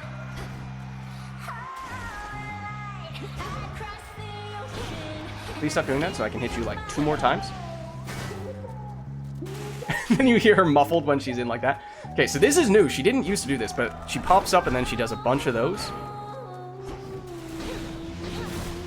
There we go. I was waiting for this. She has one last phase in which she summons a bunch of fish to help her out, which is why I wanted to save the Hex. So yeah, I think that was really frustrating, that encounter, when I first started playing Hades 2. I just could not make it past those enemies, but once you get the hang of it, and you can just appreciate all the attention to detail that they put into this fight, it is really clever. Another pearl. In a bunch of different ways. Okay, so we still have armor. We still have the Arachne... Oh, there was some lore that I missed. Darn it. It was probably because of the new song. I only saw it right as we were heading down. And there's no turning back anymore. We'll get it next time. I think generally if you miss something like that, then it will reappear next time. But yeah, we still have the sort of pinkish purple armor from Arachne, which we got a long time ago. But that's because we still have the armor. Oh, technically I just messed up the thing. No. Oh no, it wasn't going to let us do it yet anyway. Okay, my clever trick that I was alluding to before. The way it works is this. Basically, we have, let me just double check this. We have several boons that have higher rarity. We have an epic one here, we have a rare one here, but we do have one boon, and just one boon, that is normal rarity. This attack boon from Aphrodite. And as I said, this technically is the highest damage attack boon. We just would prefer for it to be higher than common rarity, because that would increase the damage even further still. There is a way that we can still make that happen, even after the fact. And that is by using this keepsake, which comes from Narcissus, who we just saw not that long ago. And it means that if we go to a fountain, we restore a little bit of extra health. We did see a fountain, well, we just activated a fountain here, but we also saw a special room with a fountain in it on the previous floor. And the big thing, though, is that it also upgrades a random common rarity boon into a heroic rarity boon. And as I was saying previously, it is generally quite hard to upgrade the rarity of a boon once you already have acquired it. This is one of the few ways to do it. As it currently stands, the only common rarity boon that we have is this attack boon. So if we keep it that way, then we know for a fact this is going to be the thing that gets the big rarity upgrade. If we do happen to pick up a different common rarity boon in the next floor before we get to one of the wells, then it turns into a 50-50, or maybe even just a 33.3, repeating of course, % chance for us to land on the boon that we really want to upgrade. So it's a bit of a risk in that way, but I think I am going to go for it, because we have now benefited from some of my favorite keepsakes already, the gold purse and the moonbeam, because those give you some long-term value from those upgrades, and the same can be said of this as well. Then we get another mini shop, and here, heal, can get some extra ashes, don't really need that. Any goods offered by Charon cost 30% less for 2 Guardian fights. Oh, okay, so this is the upgrade that we got before that makes it so that it lasts longer than usual. Because previously, we were trying to get it on an item that was going to allow us to heal every time we got hit. Doesn't look like that worked out this way, but this is basically, at this point, everything costs 30% less for the rest of the run. So, we'll take it. And then we'll head on down to the next floor.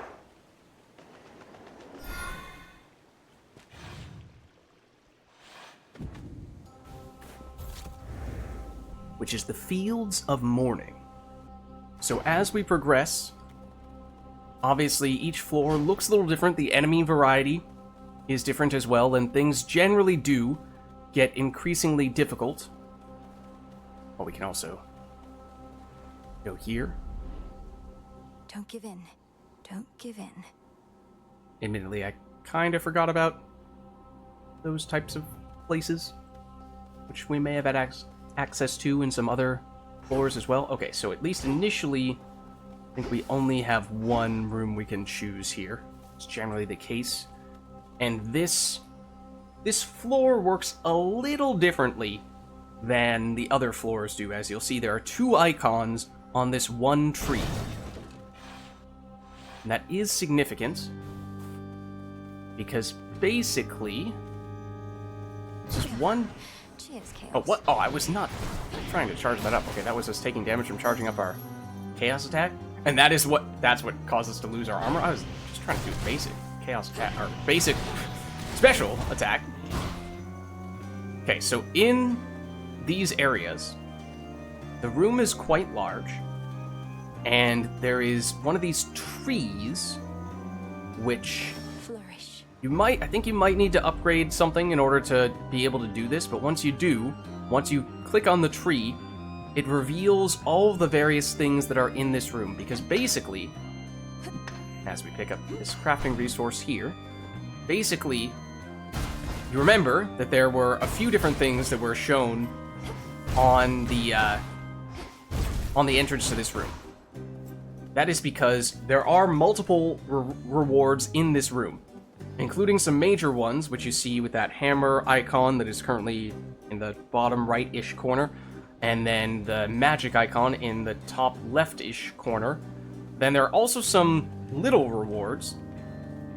You see with a gray outline, the gold, the coins that we were just right next to.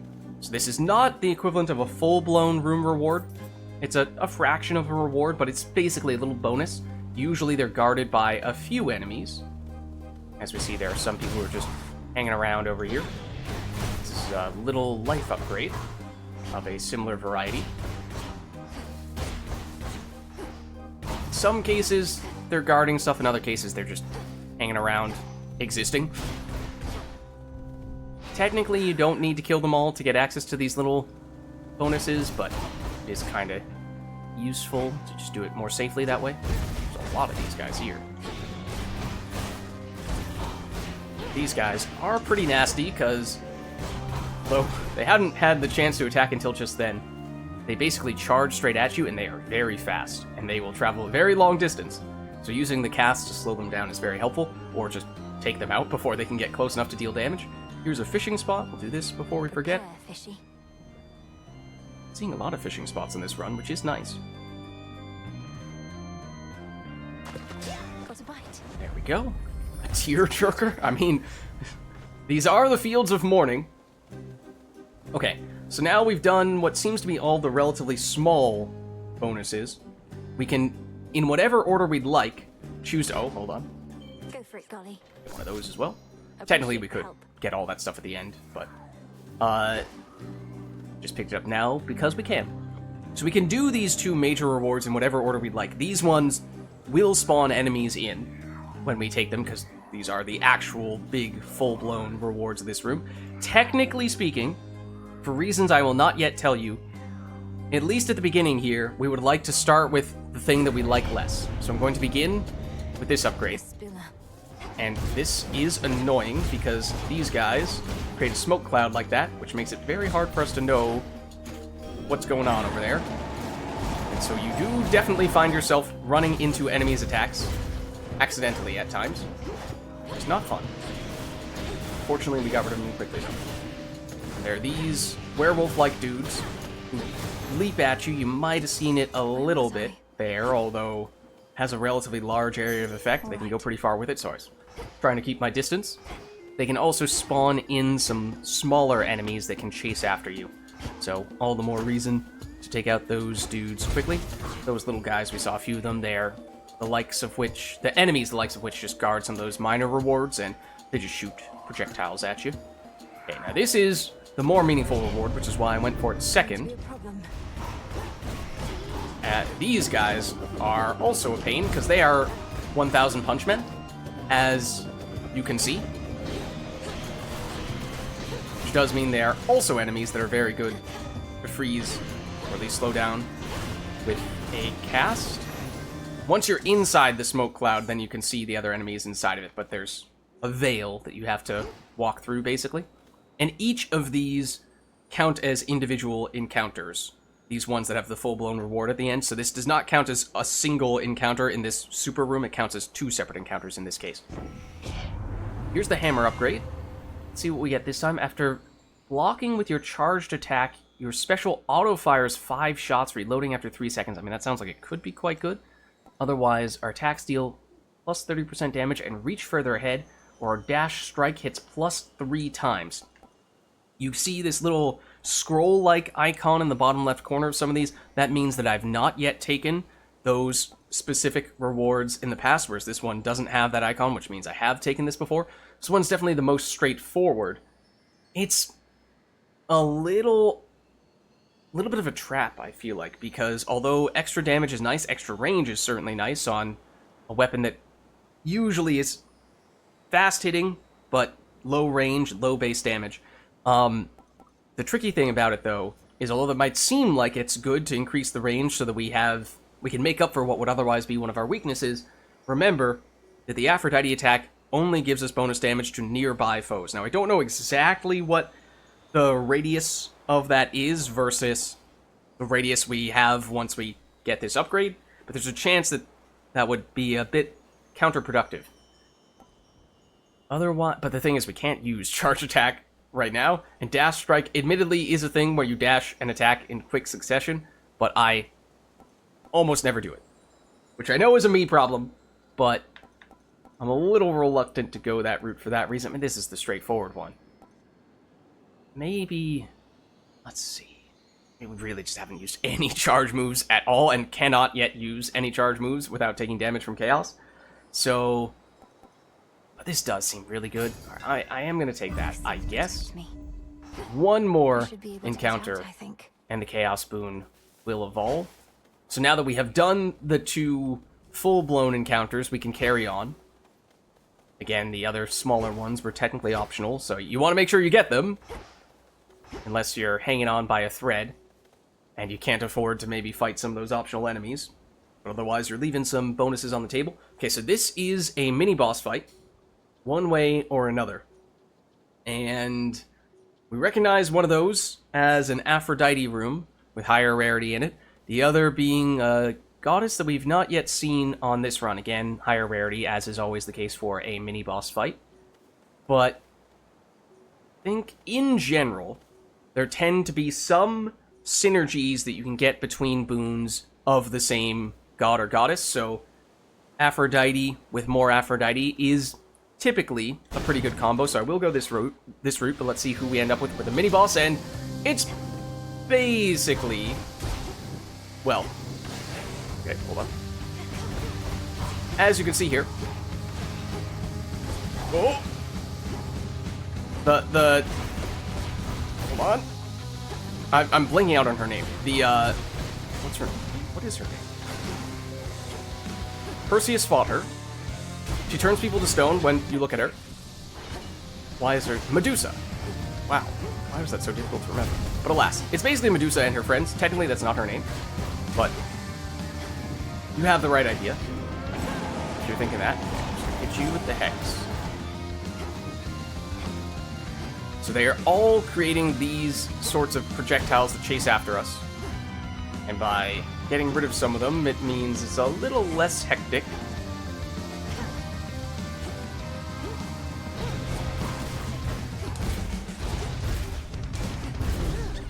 Oh, thank you for blocking that. I was trying to use the new fancy schmancy upgrade that we got, but there's the Hex, and there is our enemy down, and that is our Chaos Boon evolving, which means, remind me what that one did. It gives us more max life. Okay, we're on 250 life right now, which is a lot. And then here is our higher rarity Aphrodite Boon. In the name of Hades. And in this case, we can get the Aphrodite Dash Boon. Gives us a little bit of damage, and this is another way we can potentially apply weak to foes, which is very good defensively. Otherwise, this one, as I said, I am also a big fan of for the magic restoration and weak application. But, and then this one is damage if you spend magic. We still have not really been doing much in the magic spending, but we'll do that soon. Oh, okay.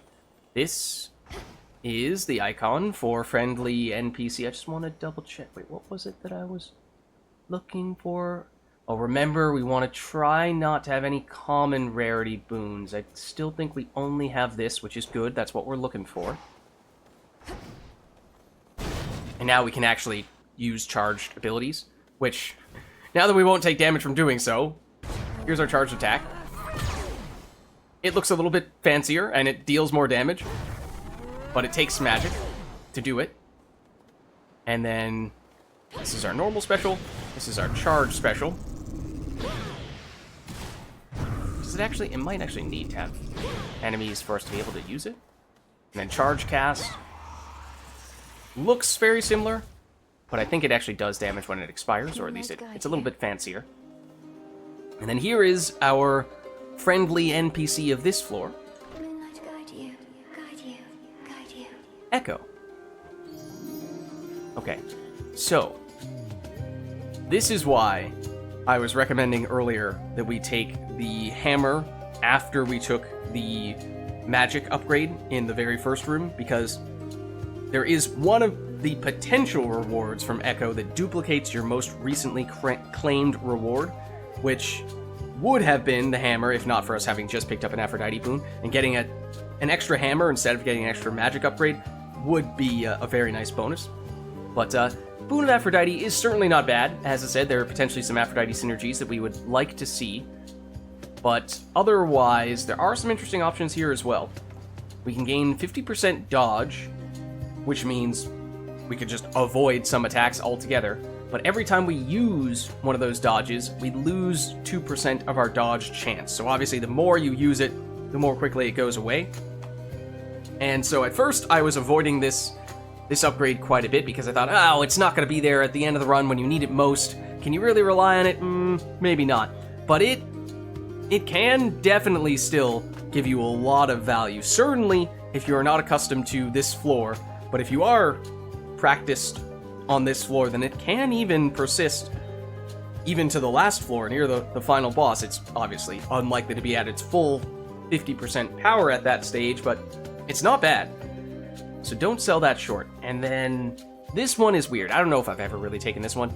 You gain a big bonus to max life and magic, but after each location, you lose that bonus until eventually it goes away altogether. So it's kind of similar to how this evade works. Very good in the short term, and then loses value over time.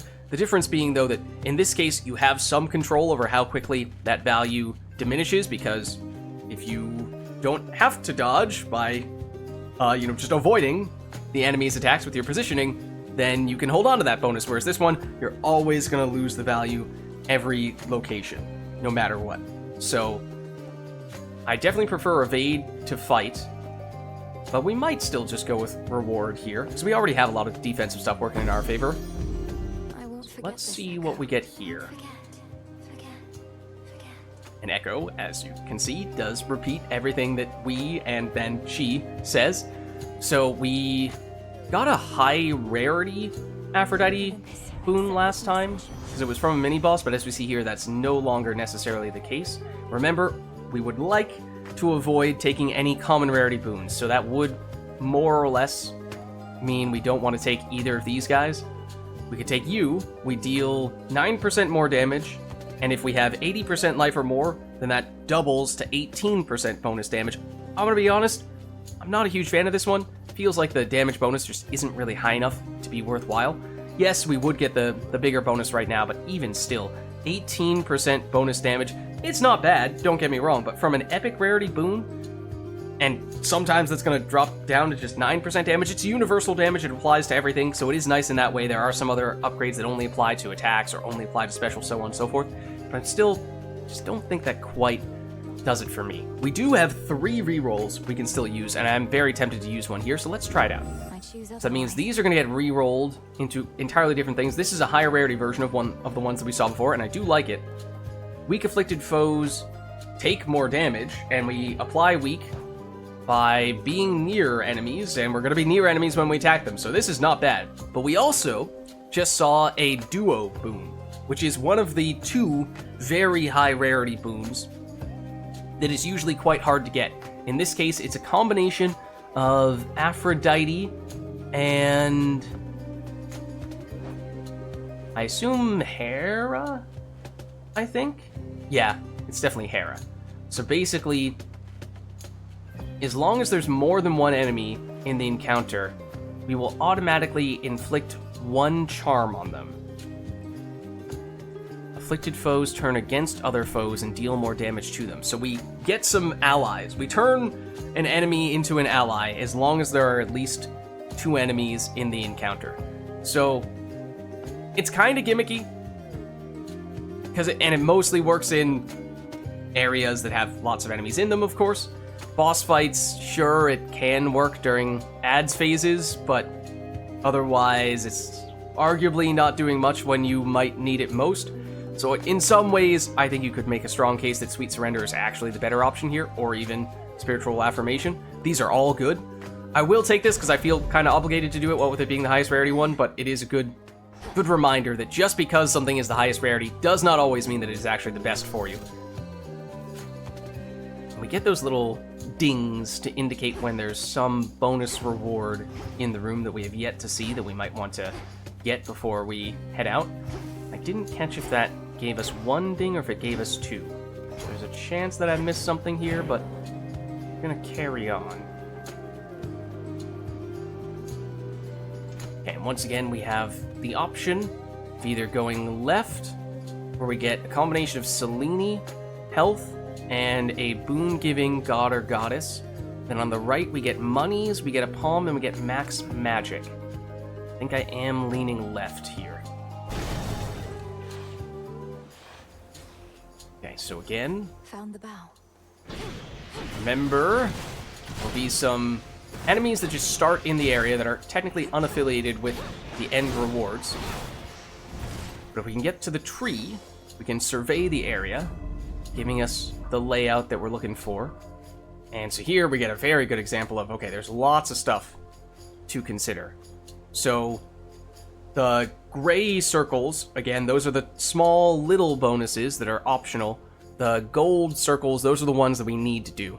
And as I was saying previously, there was a reason for us to deliberately do the less rewarding things first and the more rewarding things at the very end, so that we could potentially get them duplicated by Echo. Now that we've already seen Echo, that's no longer a factor. So if we're really trying to optimize, you might as well take the good stuff first and benefit from it as quickly as possible. So I think in that case, I mean, the Selene stuff wouldn't be bad. Maybe we'll start with the mini one over here. And these are some enemies that we've yet to see. In that case, that guy has a vacuum cleaner ability that we were just out of range of, which is why that didn't really prove to be an issue. Okay, please stop doing that, but that is it. There's that guy doing that attack. You can see it a little bit better, so I gave him a little more room to work in. That's vacuum cleaner. Which I was only really able to stop him from doing because I was sprinting away from him as quickly as I could. So this is a mini Selene, otherwise known as a Malini, apparently.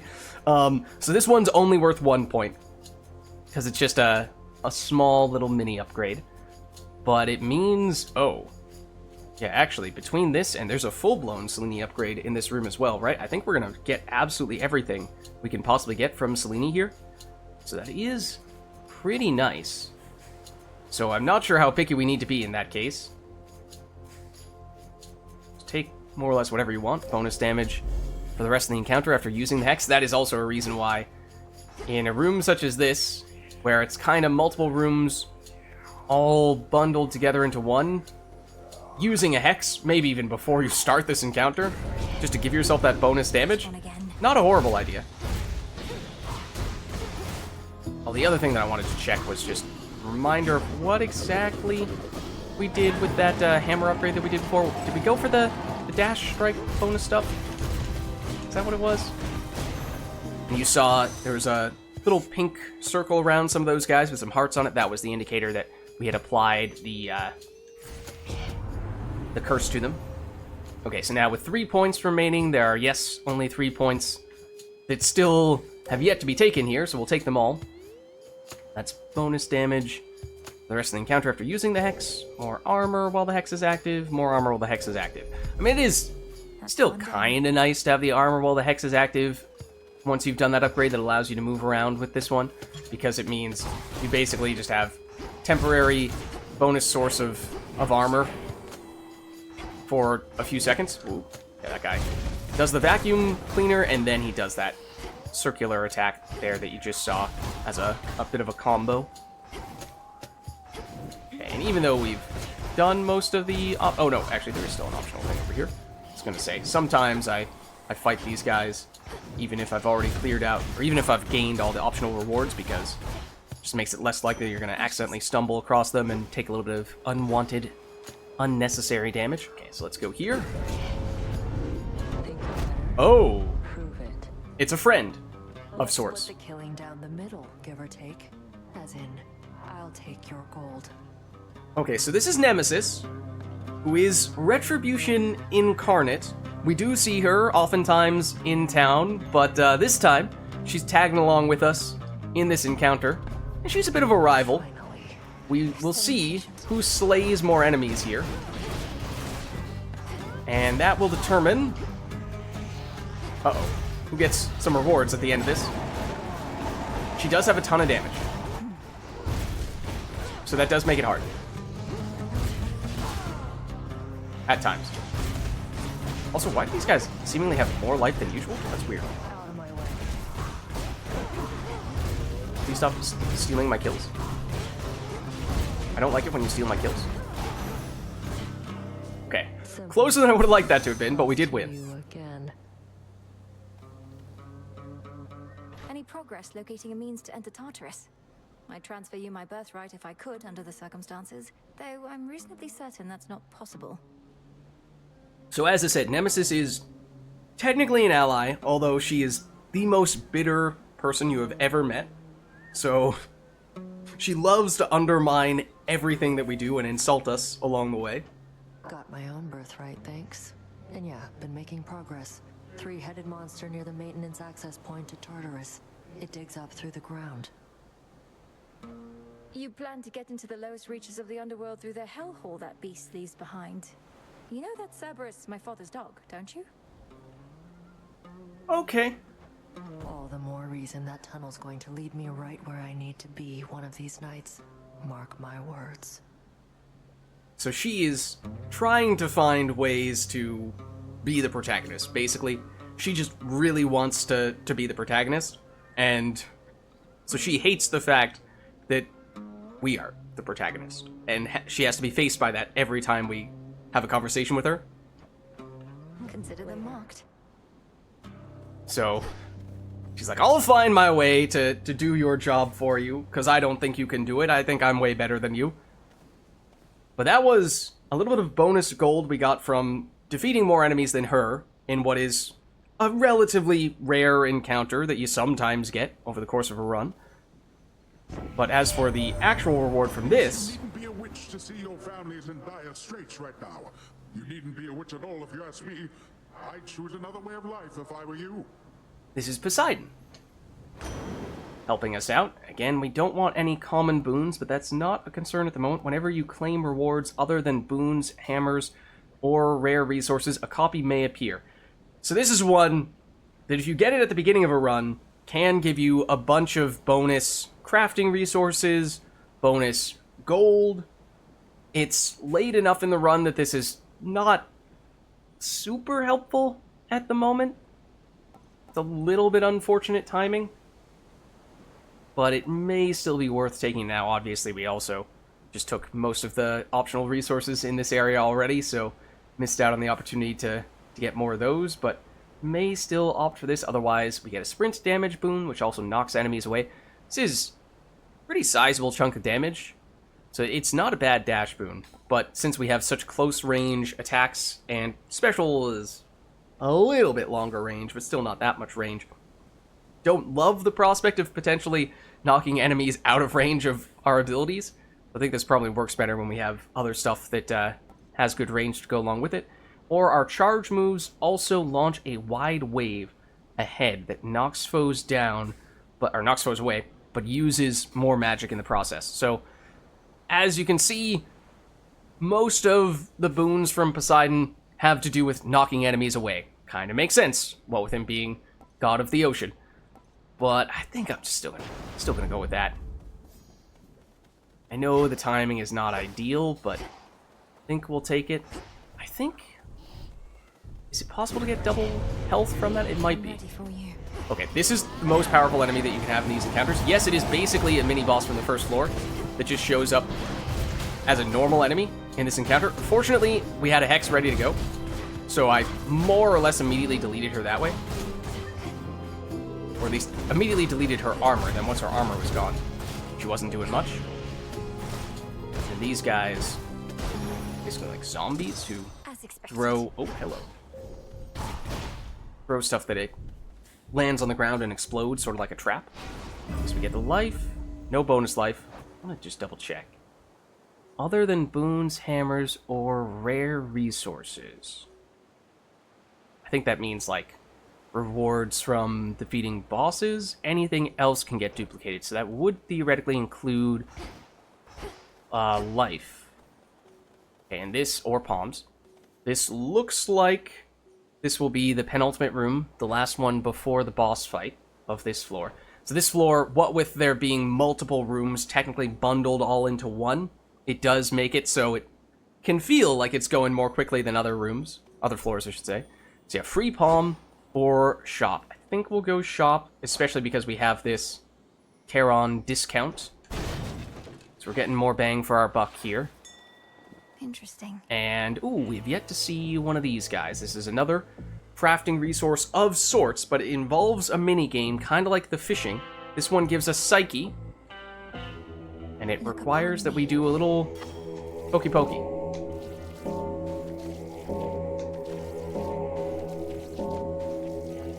Match those signals, and if you get through the whole process, then you get some Psyche from it. Okay, so here's the shop. And it is discounted. That'd usually be 150. That'd usually be 50. That is a palm slice, which means we get a random boon upgraded. We do not get to pick which one it is. And then this is obviously an Aphrodite boon. This could get duplicated by that upgrade that we just got, that boon from Poseidon. I think we'll try this first, because we probably would like for one of these two to get hit. Flutter Strike. Okay, it was the attack that got upgraded. That's all the way up at 120% damage, and this is a common rarity boon. And if that sounds ridiculous, that's because it kinda is. Let's see what we can get here, though. Okay, so remember, don't want a common rarity boon this time. We can get the cast from you. We can get extra life and magic now, and for the rest of the night, it's 20%. We do have a lot of life, and a fair bit of magic as well, so that actually does turn into a fair bit. So we could take this, otherwise we do have 2 rerolls, so we could get pretty aggressive on that front if we really felt like we needed to, but I think we're just gonna stockpile those for a while. And so yeah, that was 57 extra life, and I didn't see what it said for the magic, but it was a lot. So we're already above 300 at this stage of the game, which is quite unusual, and that is, I think, in part not only because of the boon that we just picked up, but also because of that Chaos upgrade that gave us the extra life. One that gave us extra attack. Oh, the hammer upgrade. That was the other thing I wanted to double check. Which one did we land on? After blocking with your charged attack. Okay. And we don't need the healing from that, so we'll skip you and then head on to the next boss fight, the final boss of this floor. One that someone may have just alluded to. One who many people wanted to fight in Hades 1, but it never happened. Must have kicked him out again. It's Cerberus.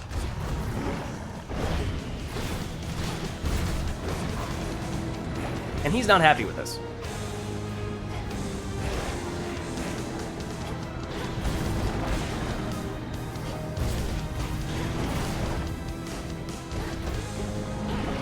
Excuse me. So as you can see, he has several large area of effect abilities, and if you walk into one of those smoke clouds, he does that. Doesn't directly deal damage, but it does slow you down.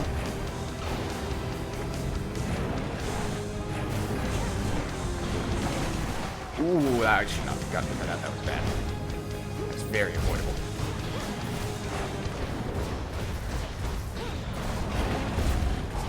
Oh, that was also kind of silly positioning-wise. kind of waiting for him. Oh, man. Sloppy positioning where I'm right on the edge of his area of effect for a bunch of these skills, which I just kind of being lazy about it. Shouldn't do that. Oh, I walked into another one of those smoke clouds. Easy now. Excuse me. I do know that we've had our Hex for a while now, but I have deliberately been saving it. Oh, I just barely got hit by that. We did get it blocked, courtesy of our pal, our familiar. Yeah, I'm starting to just... At first, it's like, oh, okay. We actually had instances of damage immunity such that it wasn't doing anything to us. Now that's actually no longer the case. Okay, this is why I was saving our Hex. Okay, that guy's our friend, courtesy of the duo boom, which is nice. Oh my goodness. So there you go. Now you can see the werewolf dude's attack, what that looks like. Now there's only one of them. They're no longer friendly. So I was waiting for Cerberus to come back up after that phase, then I was going to do this. That's why I was not using it at first. And he does have a fire breath attack, in case you were wondering. It just had to be, right?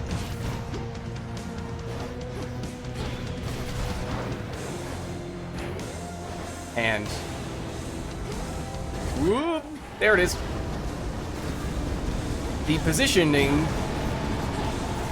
that you find yourself in is very significant during that attack, because if you are behind him as he initiates it, he does it for a long time. It gives you a fantastic window to deal a bunch of damage to him. It is actually the best time to deal damage to him.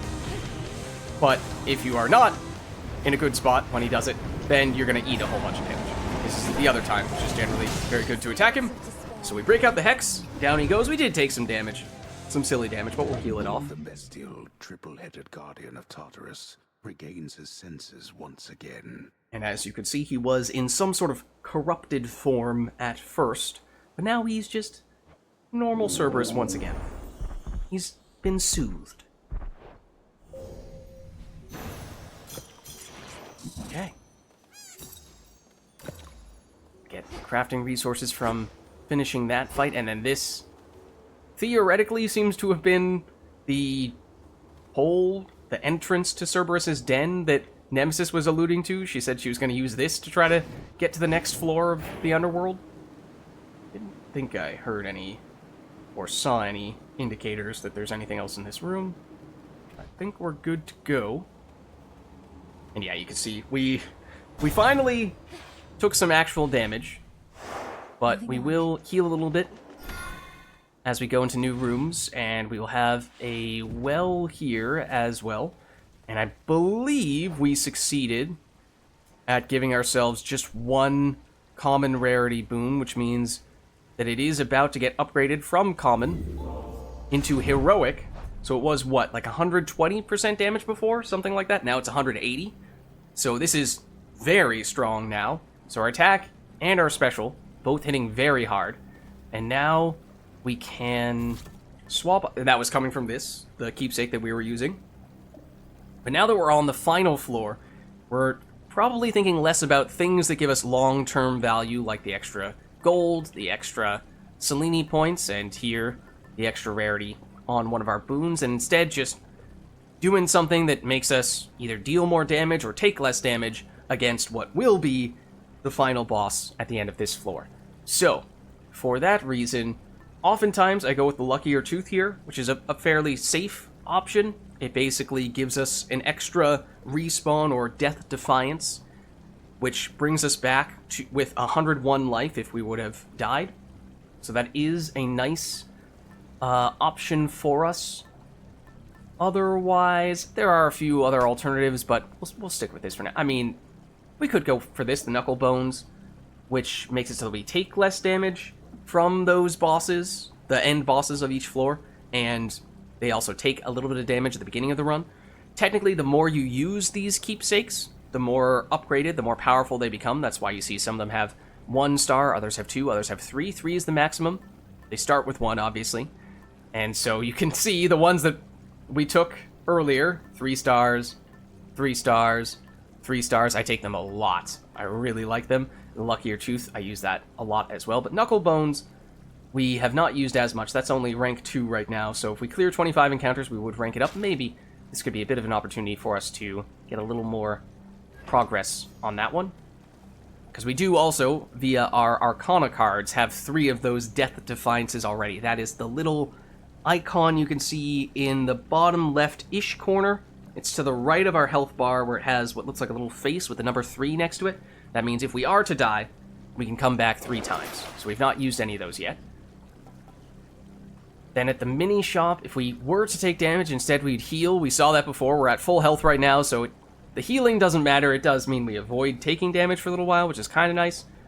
Or we could just take 10% less damage for 5 encounters, which would expire before we get to the boss fight, but as I was saying before, the floors get more difficult the further you get, so it's not a horrible thing to take a little bit less damage, and it does not cost us very much to do it. We have the option to sell a boon here for a bunch of monies, but I don't know that that's all that necessary. Definitely don't want to sell this. If we thought the duo boon was interesting but not actually that effective, then okay, we could get a lot from that. This is the price we get is based on the rarity and also the level, so this is worth a ton. And this one is worth a fair bit because it's still epic and has a lot of levels on it. Less so in this case. But I like what we have here, so I think we're going to stick with it. And we've, in that case, done everything that we want to do here. So let's proceed. Unseen. Okay. Maintenance access. And now, we find ourselves in the final floor of the Underworld, Tartarus, which, for those of you who played Hades 1, you will realize that although we used to start in Tartarus and work our way up, now in Hades 2, we start at the top and work our way down. So we used to start in Tartarus, now we end in Tartarus. Should be a clear path to the house. Except, that means Tartarus in Hades 1 was the easiest area, now it is the hardest. And there is a certain someone who is not particularly pleased to see us. Yeah, that guy, I'm pretty sure I just attacked the one that was technically friendly. I did so again. Okay, so those guys are pretty straightforward. They're just skull dudes who chase after us, have a lot of mobility, and a more or less melee attack. These guys, though, that look like money bags, they are a nightmare if a lot of them spawn in the area. And there were, I think, a lot of them there. Because they have a ton of range with a projectile attack, and it lasts for a few seconds, so it can deal a lot of damage. Okay, so now we've gotten all the bonus stuff in here. And the way that this final floor works is, again, a little bit different than the other floors. You'll see this icon, this room has a Roman numeral on it. This room has a room reward. In fact, it has 2 room rewards on it. What this means is that you are getting closer to the boss fights. You are progressing toward the end of the floor. If it doesn't have one of those Roman numerals on it, it means you are not technically getting closer to the boss. You are optionally doing an additional room, which means you're fighting more enemies than you have to, but you are getting whatever the reward would be at the end of this room, because these rooms, although you do progress toward the final boss, they do not give you a reward at the end of them. So you have to take it case by case, figure out what you're comfortable with. How much do you need more boons or other upgrades? Or do you just want to, maybe you're low on life, you want to minimize the risk, you just go as quickly and directly as possible to the final boss? That is all up to you, but I think on this occasion we will go this route. We're doing well when it comes to our life, and we could use a few more boons, because we still don't have that many. But this is also an encounter that we've not yet seen on this run. There's a bit of a family dispute. There are 2 boon-giving gods and goddesses in this room, but we have to choose one of them. And the thing is, the one that we choose will be pleased with us. The one that we don't choose is going to get very mad at us, and they will actually attack us. So, when you decide who you want to take here, have to figure out which type of boon do you prefer, and also which god or goddess are you most willing to make angry at you. So I think I do like Demeter more than Poseidon in all likelihood here. That would make Poseidon angry. Each god or goddess has a different way in which they attack you. I don't remember what all of them are. In some cases, they're kind of similar. In some cases, may not have even seen them yet. I think Poseidon might be a little bit of a pain, but we're going to deal with it. We're going to go with Demeter. Now we don't care about whether it's common rarity boon or whatever rarity. Obviously, we would like to see high rarity stuff. The cast, applying freeze, as I said, this may be the single boon that I've taken more than any other, just because the utility of freezing enemies in an area is so nice. So, very tempted to go that route. Cast also create a gust. That's a little more damage oriented, a little less defensively oriented, so let's go with this. Okay, but now Poseidon is not pleased. I see you want my blessing still, except a little less than that one you just took. And you want it after a very rousing fight. Okay, so now Poseidon will create those circles that you just saw that do damage, those orbs. We do not want to get hit by those, because they hurt. Meanwhile, Meanwhile, there will be other enemies that continue to spawn in. Also, this is a rat man. The rat man summons rats. We don't like the rats. The rats are extremely annoying. Well, I'm pretty sure I just walked into one of the Poseidon circles, but... There are hourglasses, which is what we just killed, which create a circle on the ground, like this, that freeze you if you get stuck in them. I think not. So that's nasty. Watch out for those. And then we saw some guys who have shields and spears who can block your attacks and also do some ranged attacks as well. In addition to a relatively basic melee enemy who's actually... looks very similar to one that you fight at the beginning in Hades 1, but it is stronger in Hades 2. He's a little more complicated with his attack patterns. Here we go.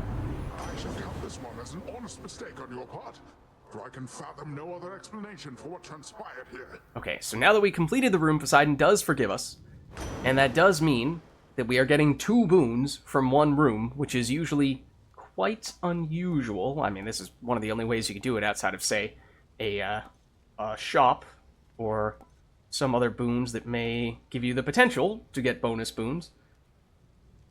It's surrounding foes, the powerful splash.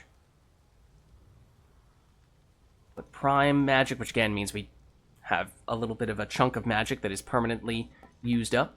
Charge moves, do launch attack, or do a attack that knocks enemies away but costs more magic. Then we have this sprint. We've seen all these before, I think. And we have obviously turned all them down. Or maybe we haven't seen that one. But, we do still have 2 rerolls, and this is the last floor, so if we want to reroll, we're running out of time to do it. None of these feel amazing.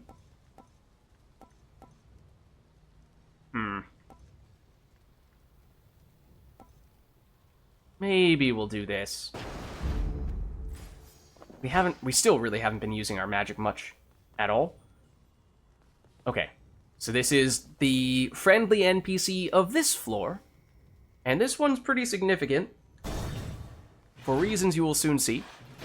Father? Father? Cerberus is our father, confirmed. No. Cerberus, look who it is. Look who it is indeed.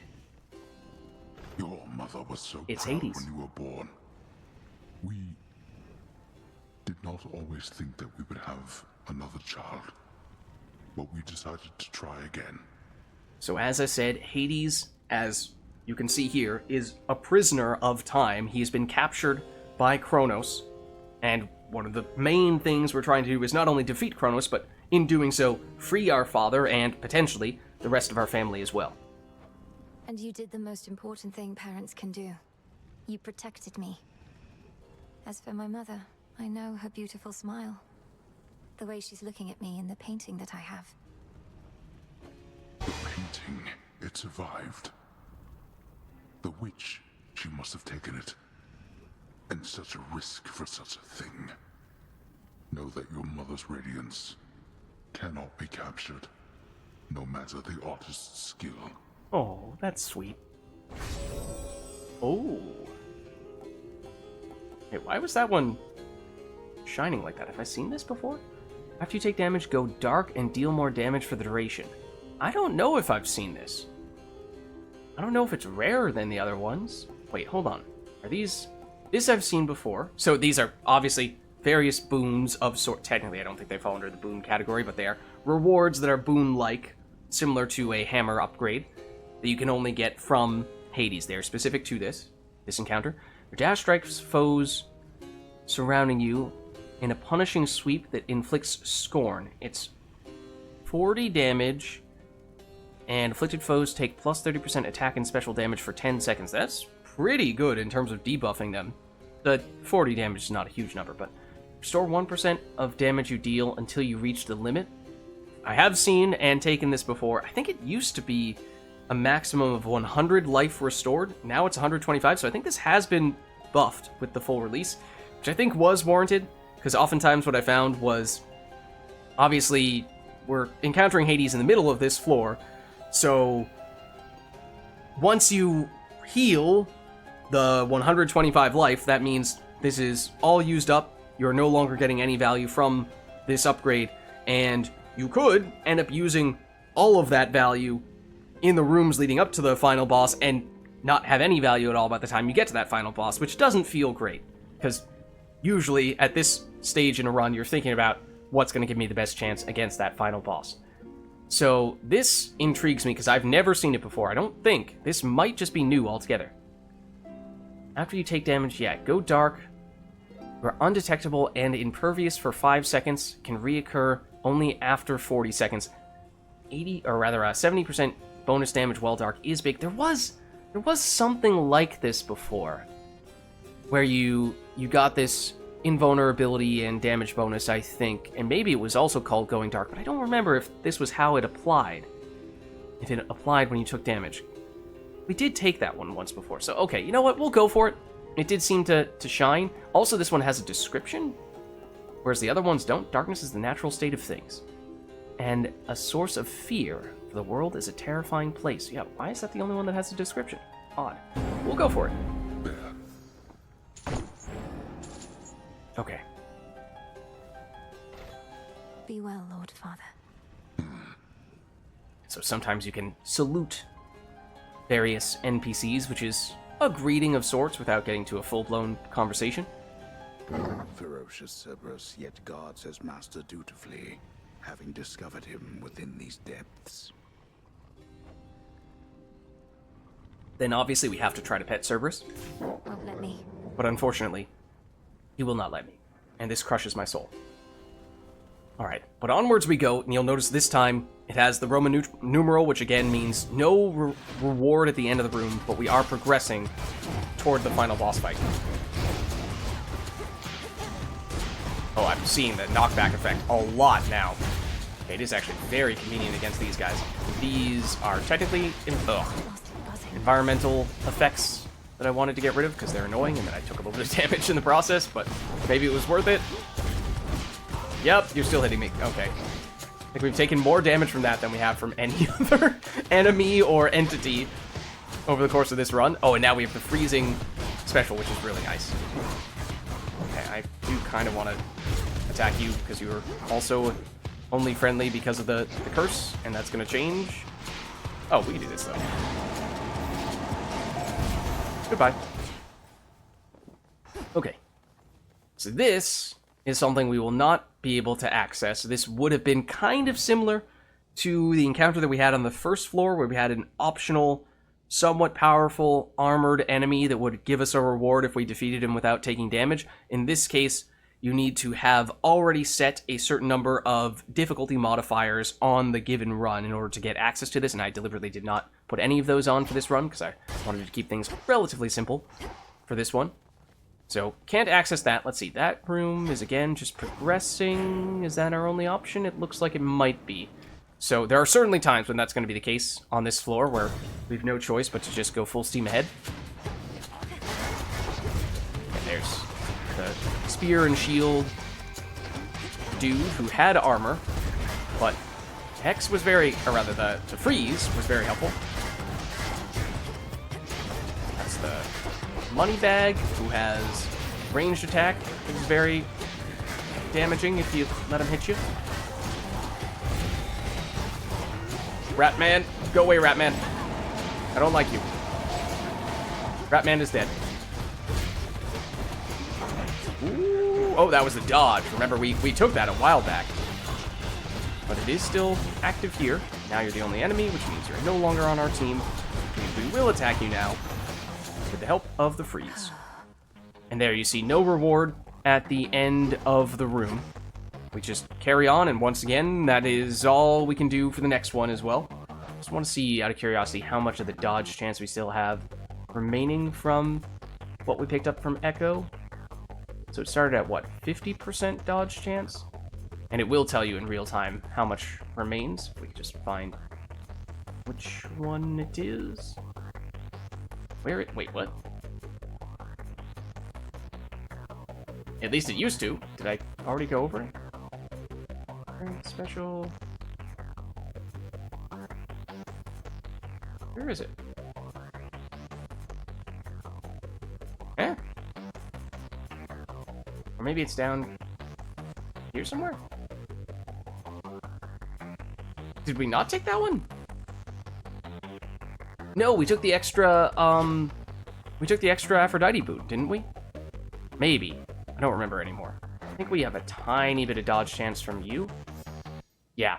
We have just a 6% dodge chance from our familiar. So it's not happening very often, but technically there is a small chance we'll get a dodge from that. Again, I'm kind of deliberately not focusing too much on the familiar.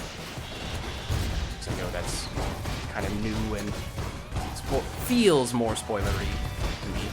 But basically, it is occasionally blocking stuff for us, and it is also giving us a small passive dodge chance. Ratman, go away. Ratman is still here. Unacceptable. And now for you. Okay. So down you go. This would be another one of those encounters where we are allowed to activate it. We would have to defeat the powerful-ish enemy without taking any damage, and if we do so, we gain 25 extra life. Honestly, on this floor, I feel like that's not a great idea, because I am doubting my ability to take that enemy on without taking any damage, and honestly, the reward doesn't feel that great either. 25 life, just not a huge deal, and if we do get hit, then obviously we take some damage, and I'd probably rather just walk in to the upcoming boss fight with more life. Those are all gonna freeze if we walk in there. These guys, they create, as you started to see there, these projectiles that circle around the room, which, ooh, hello. Which in crowded rooms and in small rooms can become really tricky to deal with, as is going to soon become the case here. Trying to deal with you relatively efficiently. There we go. And there is something for us to dig up over here. A seed that we can later plant. Back in town. Okay, so nothing else over here for us to do, and only one direction we can go. It's this, and this is the final shop of the entire run. So any gold that we have saved, honestly, I'm a little surprised we don't have more than the amount we have here. So we passed up on several shops, but I think we also passed up on several rooms that would have given us gold.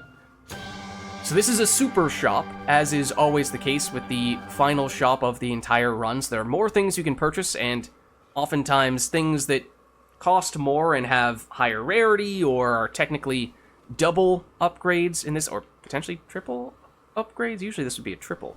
Although the icon only shows 2. A little bit strange. But I think they changed the icon for it a little bit. Oh? Oh! I thought walking up to Charon froze the game a little bit, like it was about to start a cutscene. I was like, oh, that's new. No, I just walked up to the ledge here and wasn't able to walk any further because I was on the ledge. That's a me thing. Moonlight, guide us. Okay, so usually there's quite a bit of money you can spend in this last shop, and the most expensive thing is oftentimes a fairly rare and valuable crafting resource. That is the case here. Unfortunately, we cannot afford that, but it wouldn't have affected us in this run anyway. We could get healing, but we don't need it, and we can definitely afford all the palm upgrades and then the max magic as well. A little surprised to see no boons here at all. Here's the big palm upgrade, which, okay, it is 2. It's 2 palms. And can get double reward chance increased. Oh boy, wonderful timing. No, well, actually, I think that can it work for palms? Whenever you claim rewards other than boons, hammers, or rare resources. Yeah, I guess I still don't know exactly what qualifies as a rare resource. I think it should be possible with palms, yet I don't think we've seen this activate once. Granted, that's kind of what happens when you get it relatively late on in a run. So I think we're going for this, for the just pure damage. And then the normal palm, which we can get extra damage. It's the freeze stuff that I really care about, less so the damage from the Demeter boons, so not a huge deal there. Magic restoration, if we were using magic more aggressively, which we may start to do soon, then this would obviously be a big deal. Otherwise, the damage we get from that knockback, this might be the best option, honestly. I think this is going to most consistently provide value for us. There are a few instances where just being able to drop a cast for a bit of a hidden run and get damage as we're running around avoiding other mechanics is kind of convenient, but that would be more impactful if we had done more to upgrade our cast. It's still not really a big source of damage here, so I think I will do this. Then we'll just get some magic. All is possible. And at this point, I think we are good to go. I mean, technically, it won't even let us buy this because we don't need the healing. Okay, so this may look like a fishing spot. It is not a fishing spot. It may or may not be the entrance to the final boss arena. So let us dive in.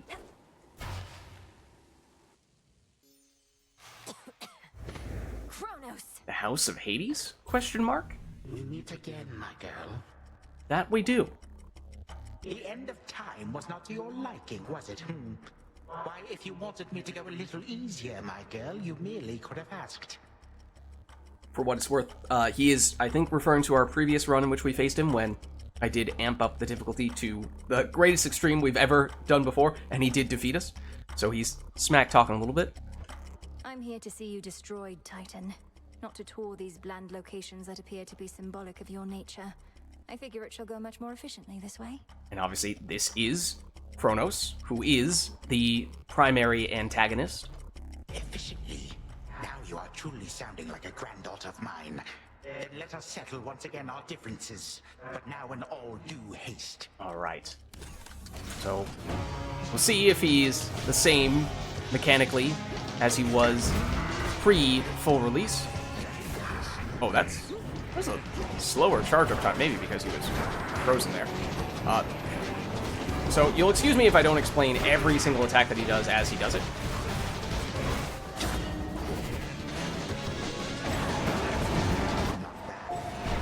He does get immunity for a little bit there when he gets to a third health. But mechanically doesn't change, or didn't used to change at that stage. Oh, that was bad. Should know that was coming.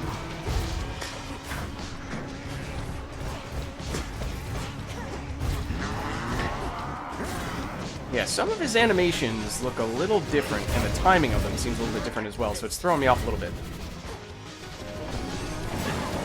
These give shields to him if he stands near them, which is why it's not strictly necessary, but if you can, it is nice to get rid of them. So obviously he has some melee attacks, and we've already seen some projectile attacks, so that was bad. This is usually the best window to attack him when he's doing this. So I did not do the best job of punishing him for it. Okay, don't stand in that. Okay, now he's at half health. This is significant. That is a significant phase. It means now he used to only just do 1 attack combos. Now he can do 2 attack combos or even 3 attack combos. So that was 2, and I didn't see the third. But there's the third. Oh, that was very... Oh, never mind. That's a totally different chain of attacks that I just did not see the beginning of. Shoot this.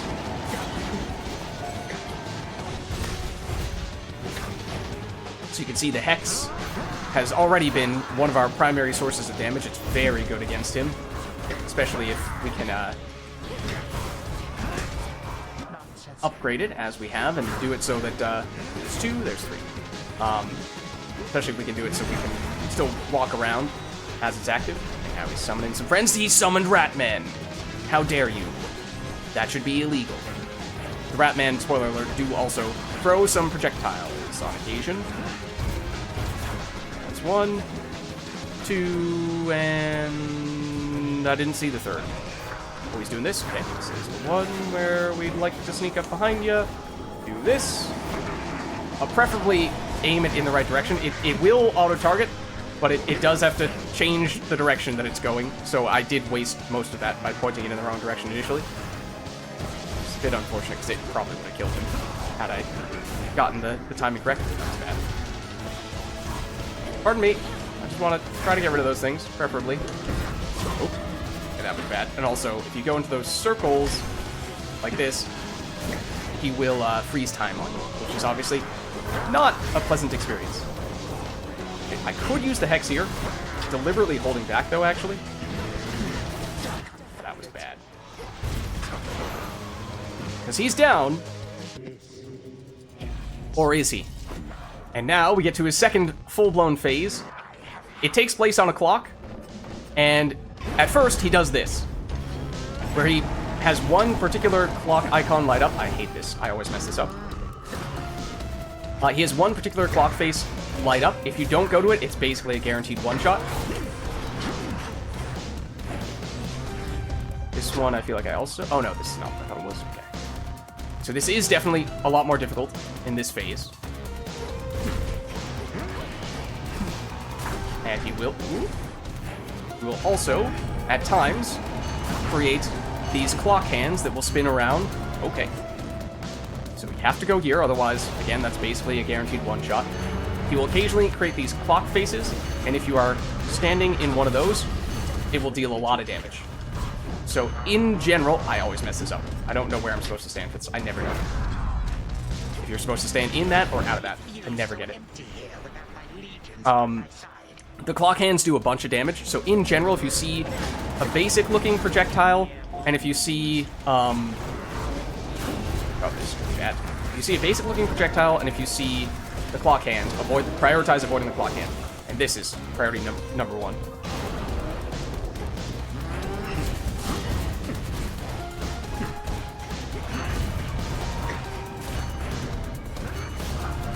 Those attacks, not as important as avoiding the clock, generally speaking.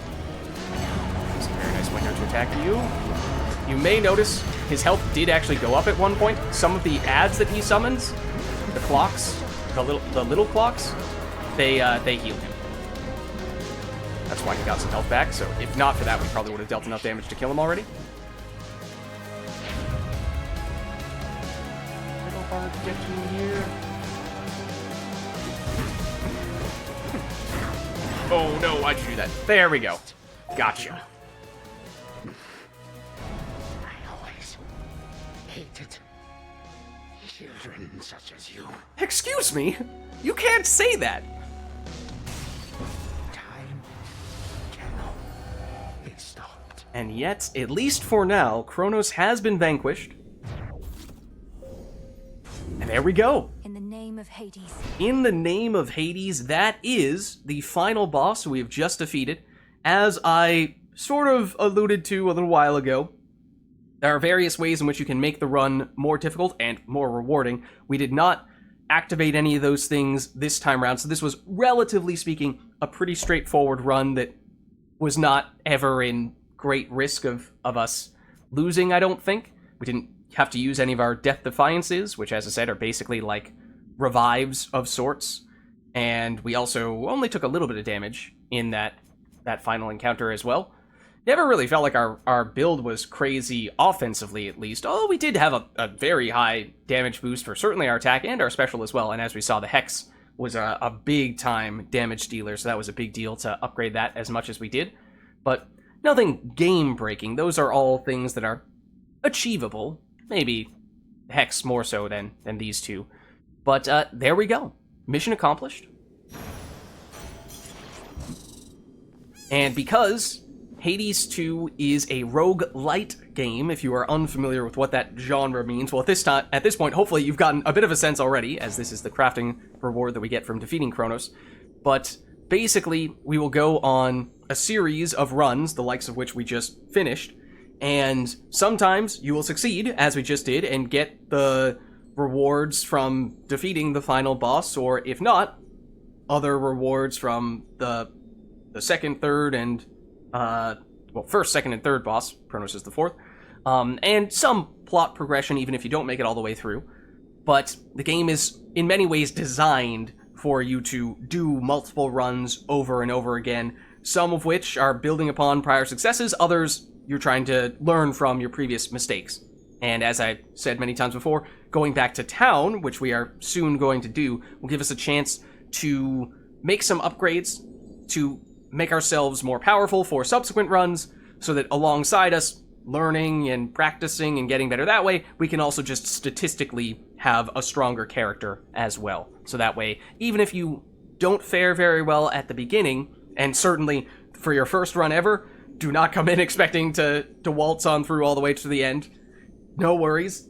There are plenty of ways for you to still progress, even if you only make it a fraction of the distance that we made it on this run. And again, this is coming from someone who has done many, many runs of Hades 2 already. I have what I need for now. So I'm not starting from scratch. It's a little unclear what this is. It's technically the remnants of Kronos, I believe, because he is technically immortal, he is a Titan, and yet we did defeat him, at least for now. But the interesting thing is, well, now we have a chance to look a little bit more around the area and see how he has decorated the place.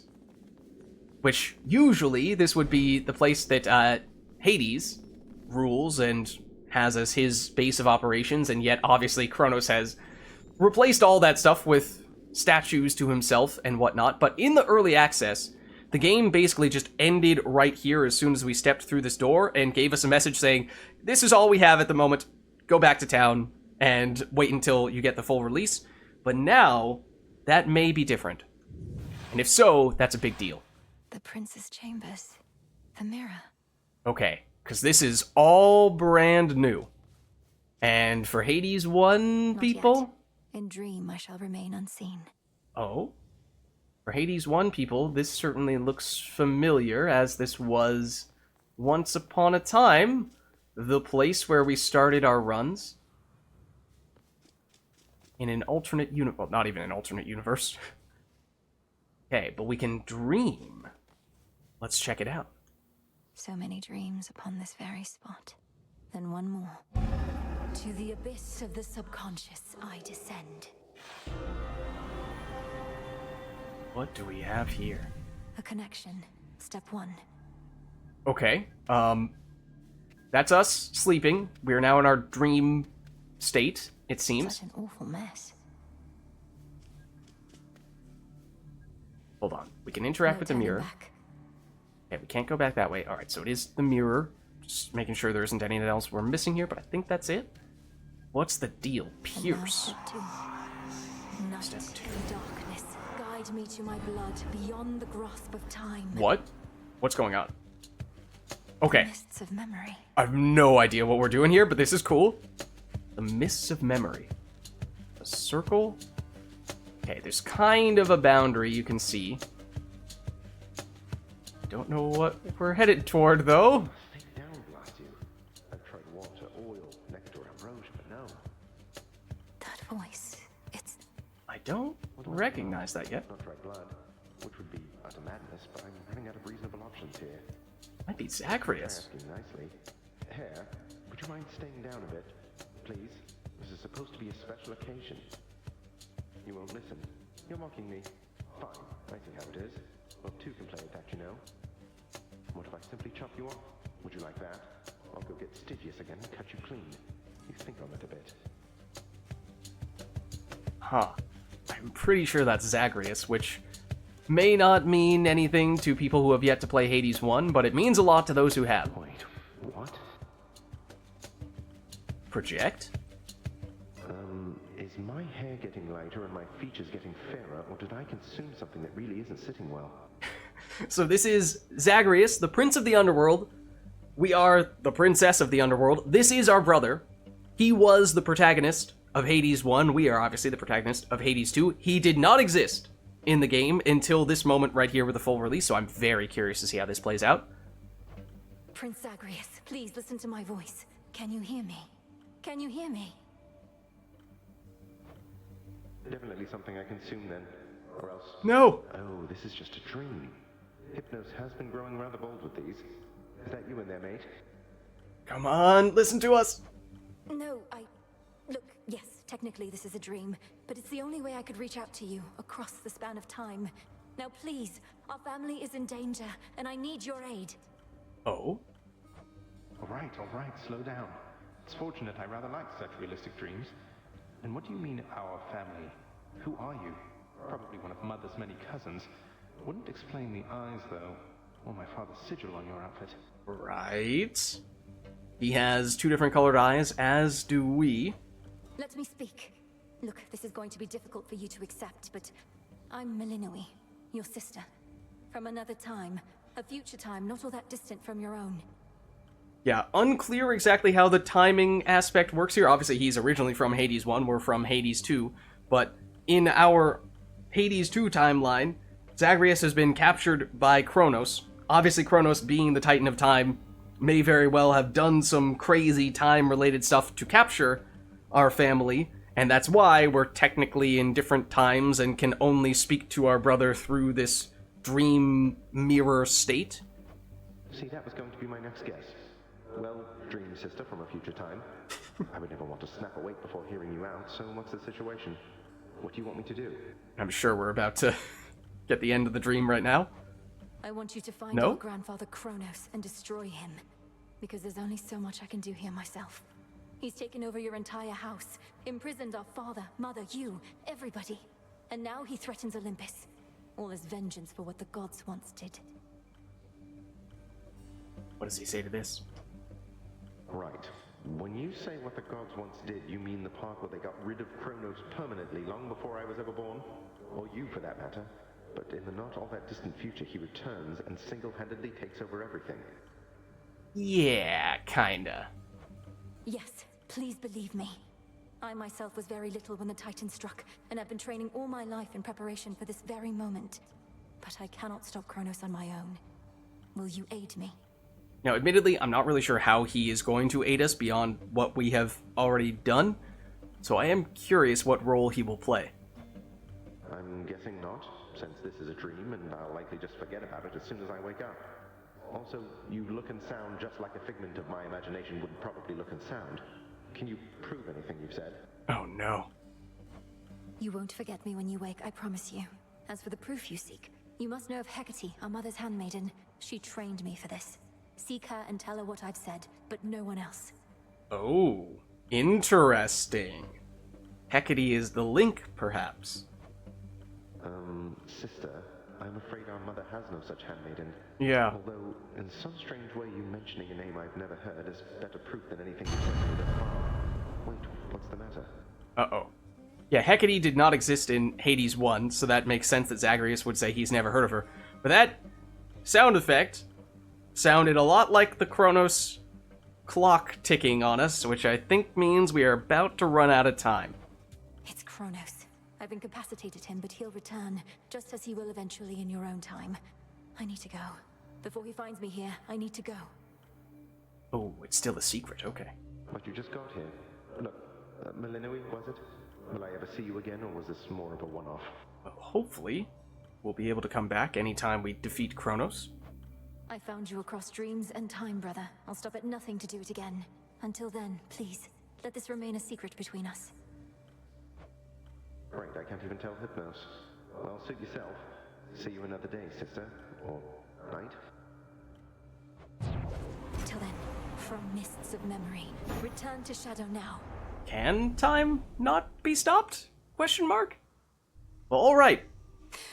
Brother, I found him. That is very interesting, because as I said, all that stuff is brand new and had really no clue that that was going to be a thing going forward. I mean, sure, one could have guessed that we were going to find some way to free our family in the future, but was not at all apparent that we were going to talk to Zagreus through a dream and somehow get him to assist us along the way. Such a night. Kronos vanquished. And after that, you'd not believe it anyhow. This is Phrynos, who is our pet frog. He's pretty awesome. We can, usually brood here at the photo that we sort of discussed with Hades when he said, oh, no artist can make a painting as nice as your mother and the way that she actually looks. And then this is Dora, who tried to spook us at the very beginning, but we didn't really get the chance to talk to her until now. I'll be keeping an eye on the tent for you while you're out all night, Mel. And she is probably our best friend. And technically, you can also speak with her to decorate this area.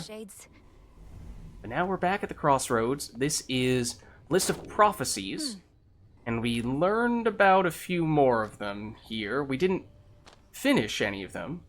Oh wait, what is this one? Daughter of the God of the Dead shall prevail against either of her ultimate adversaries with the aid of... Oh, haven't finished a run yet with one of the familiars. Okay.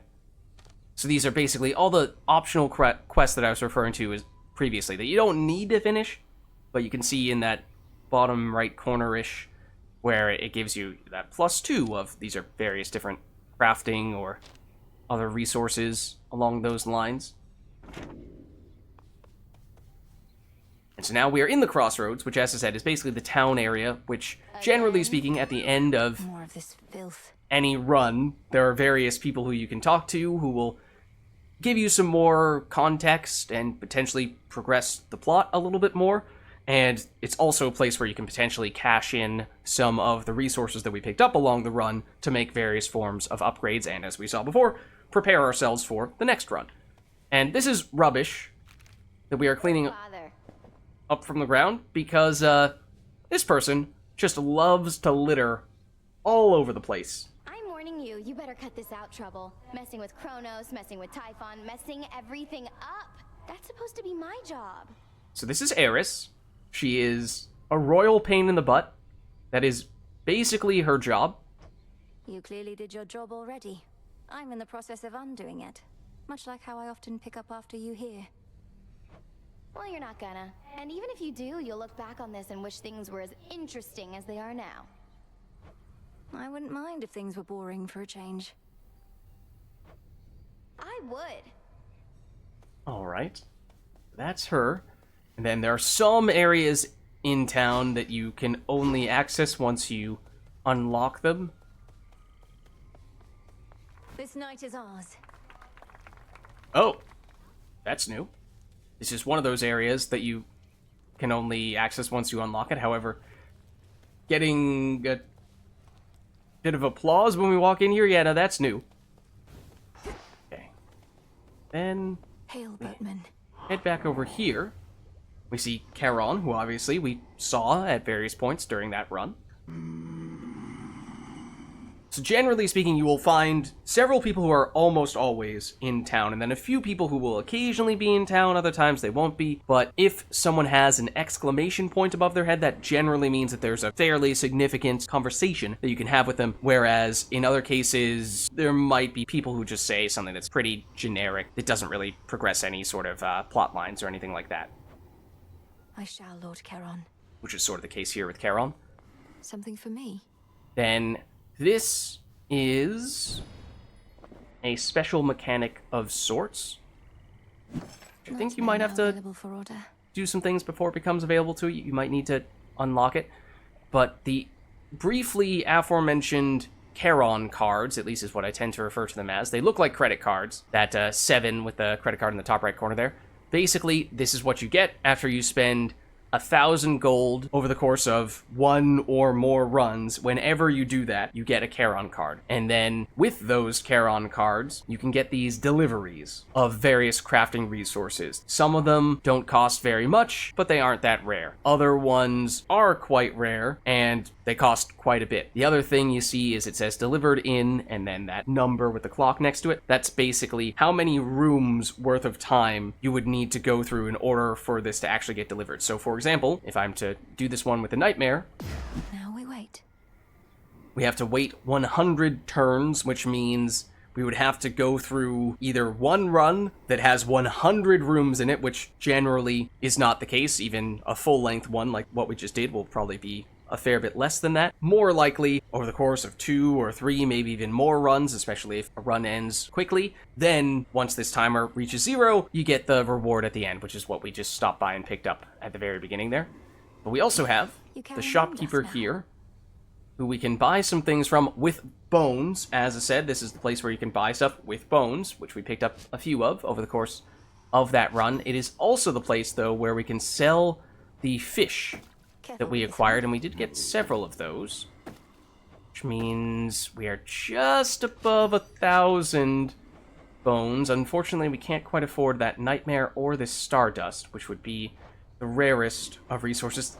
That's interesting, actually. I think the stardust used to be less expensive than the nightmare was. They definitely changed the prices of these with the full release. This was maybe 1,200. It might have been just 1,000, and this was less than 1,000. Might have been as little as 600 or 800 maybe. So it's quite a bit more expensive. So for me, usually I like saving up for the big ones. These other guys, in the early stages of your playthrough, definitely you're going to want to accumulate a lot of them. So just pick whatever works best for you at the time. But I think we're going to hold off for now. Can also get some items here of a different variety. These are ones that we can basically give as gifts to our friends to further our relationship with them, which we may want to do, depending on how our relationship is going with some of them. So there are sort of two people. Hold on. I'll just do it here. So pressing the up button on a controller, at least, on the directional pad, will give you this page here, which shows us various people, including ourselves, we meet along the way many times. Basically, you'll see their name, a description, but then near the bottom, you get where those hearts are, and it shows you how much you've progressed your relationship with this person, which you do by giving them gifts. We buy our friends, kinda, sorta. So, at various points in your relationship progression, those people may give you rewards. In fact, that's, minor spoiler alert, the way in which we get the keepsakes that we were selecting at various points in the run, in addition to some other things that we've yet to find. So, if there were one or more people who we were really keen on progressing our relationship with, then, obviously, you'd like to do that for everyone eventually, but, I'm trying to kind of make a point of targeting those people and getting whatever resource they are keen on acquiring. But that's a bit of an aside. More importantly, really, at least for now, this is the cauldron, which we can check as a place that gives us crafting recipes. Like, for example, if we get this one, it costs us a fair bit of resources to do it, but it means that if we ever get nectar as a reward at the end of a room, which I don't think we got in the previous run. We might have skipped one of those rooms, gone with a different direction instead. Kind of like what we get with the bones, where we get a little bit of magic, the ashes, where we get a little bit of bonus life. In this case, we get a palm slice. So basically, all of the resources that would usually just give you a bonus when you get back to town, it's a way to give you at least a small bit of a boost on your current run as well. So I think we will get this one. May nectar of the gods bring greater blessings still. Expensive though it may be, the incantation is complete. And there are a few more recipes here that we cannot yet afford, nor do we know what the last ingredient for them is. So these are, I'm not going to focus on those because those are heavy spoiler territory. We can, what is this? I've never seen this resource before. Shadow extraction? Manifests whatever that is, shadow, Used for powerful incantations. Cost ashes and psyche, which are crafting resources that you use a lot of at the beginning of your playthrough. As I said, ashes, that's unlocking arcana cards. Psyche is upgrading your grasp, which is what allows you to use more arcana cards at any given point in time. But we've maxed out those things, so we might as well do this.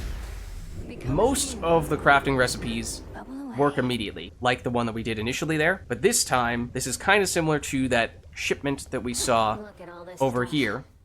It'll take a little bit of time before this is done, so in this case it only takes 12 turns, which means one run almost certainly would be sufficient for this to open up and let us craft more things next time around. But here's Hecate. As I said, she's sort of our motherly figure, our leader, our guide, our mentor, whatever you want to call her. So she is in many ways sort of the person in charge of the crossroads. And we did fight her as the first major boss on that previous run. You're back.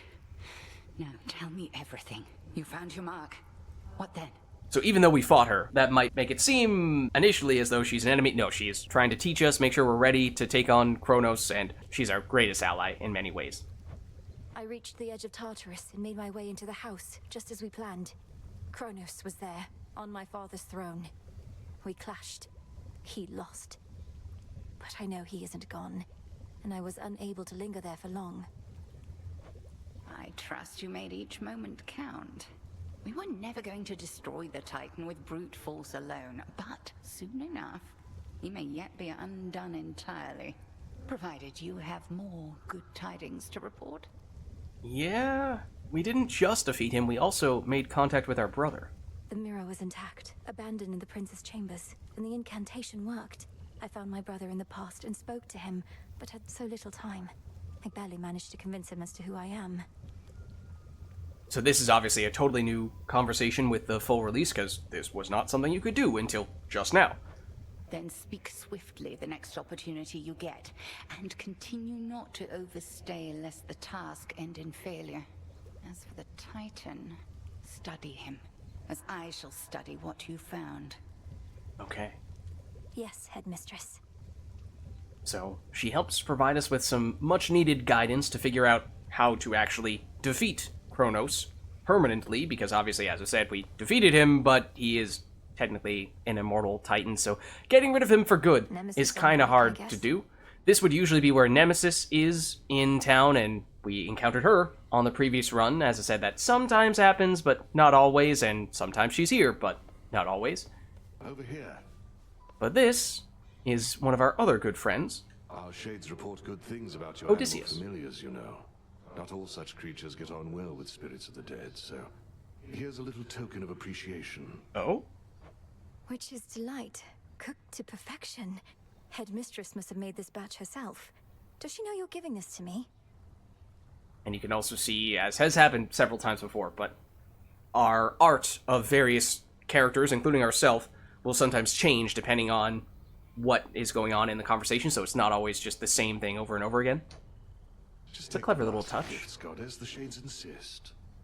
Okay, so he just gave us a few free crafting resources, or really upgrade resources to make our familiar stronger, which is very convenient. Thank you. Moonlight guide us. Aye, that. Usually we would be able to gift to many of these people in town, and yet, like Odysseus is one of the people who we've been making a point of, as you can see here, progressing our relationship with. Oh, we need that particular item, which we do not yet have, so that's why I was saying I wanted to check before we went here to buy stuff from you. And then it might be a similar story with Dora. Yeah, both of them need that same resource. Okay. So why don't we do that then? Over here, let's pick up the bath salts. You're only allowed to purchase one of these per run, basically per trip to the crossroads, so we can't load up and get multiple of them right now, but we'll at least take one. And then that means, theoretically, we can now gift that to Dora, and in doing so, progress our relationship further with a little trip to the baths, the Crossroads Hot Springs, which is an area that you do need to unlock, but once you do so, you can do this. Hey, I've got these bath salts here that are more than enough for me, if you're not busy at the moment. Mel, you know I like doing nothing. Sitting in the bathhouse with you? Well, that's gotta be the next best thing. So, shall we? Dora is my other favorite character when it comes to the writing and performance alongside Skilla. They're both so well written, so well performed.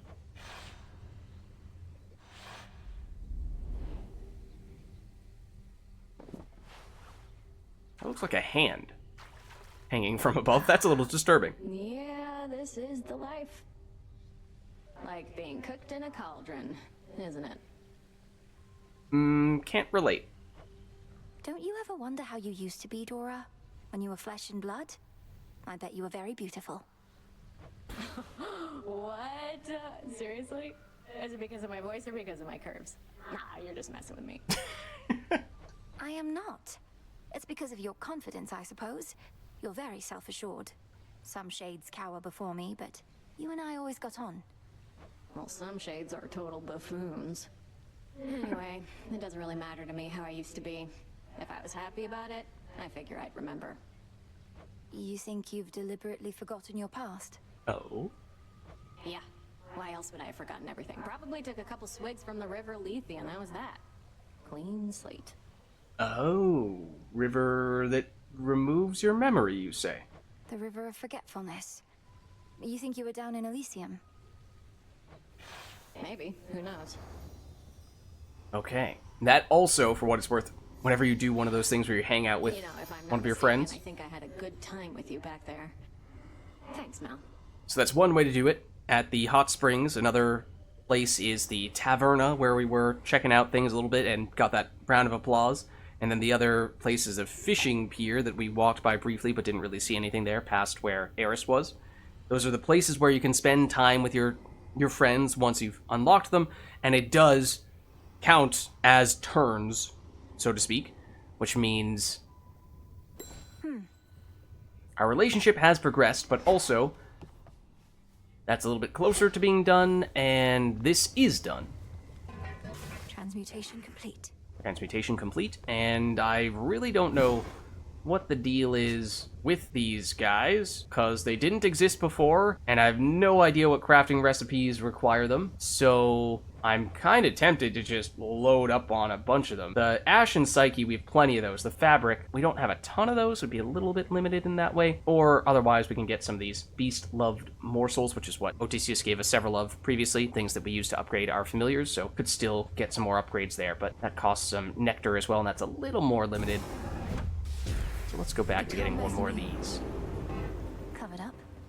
Okay. I still don't think... Oh, well, wait. Don't have the resource to hang out with you right now. Anyways, then this is a place where we can plant and then harvest some seeds. And we picked up a few along the way. We didn't have that many planted. You'll grow strong. But we can get a few more, which can, at times, be used for other crafting stuffs. We have some basic shades, which we can salute. It's good to see you all like again. so. Is it true about the Titan of Time? I can't believe it. I won't. Dying wish, riches. And this is the hot springs area where we functionally just went with Dora. But Hypnos, let's see what's going on with him. Sleep incarnate.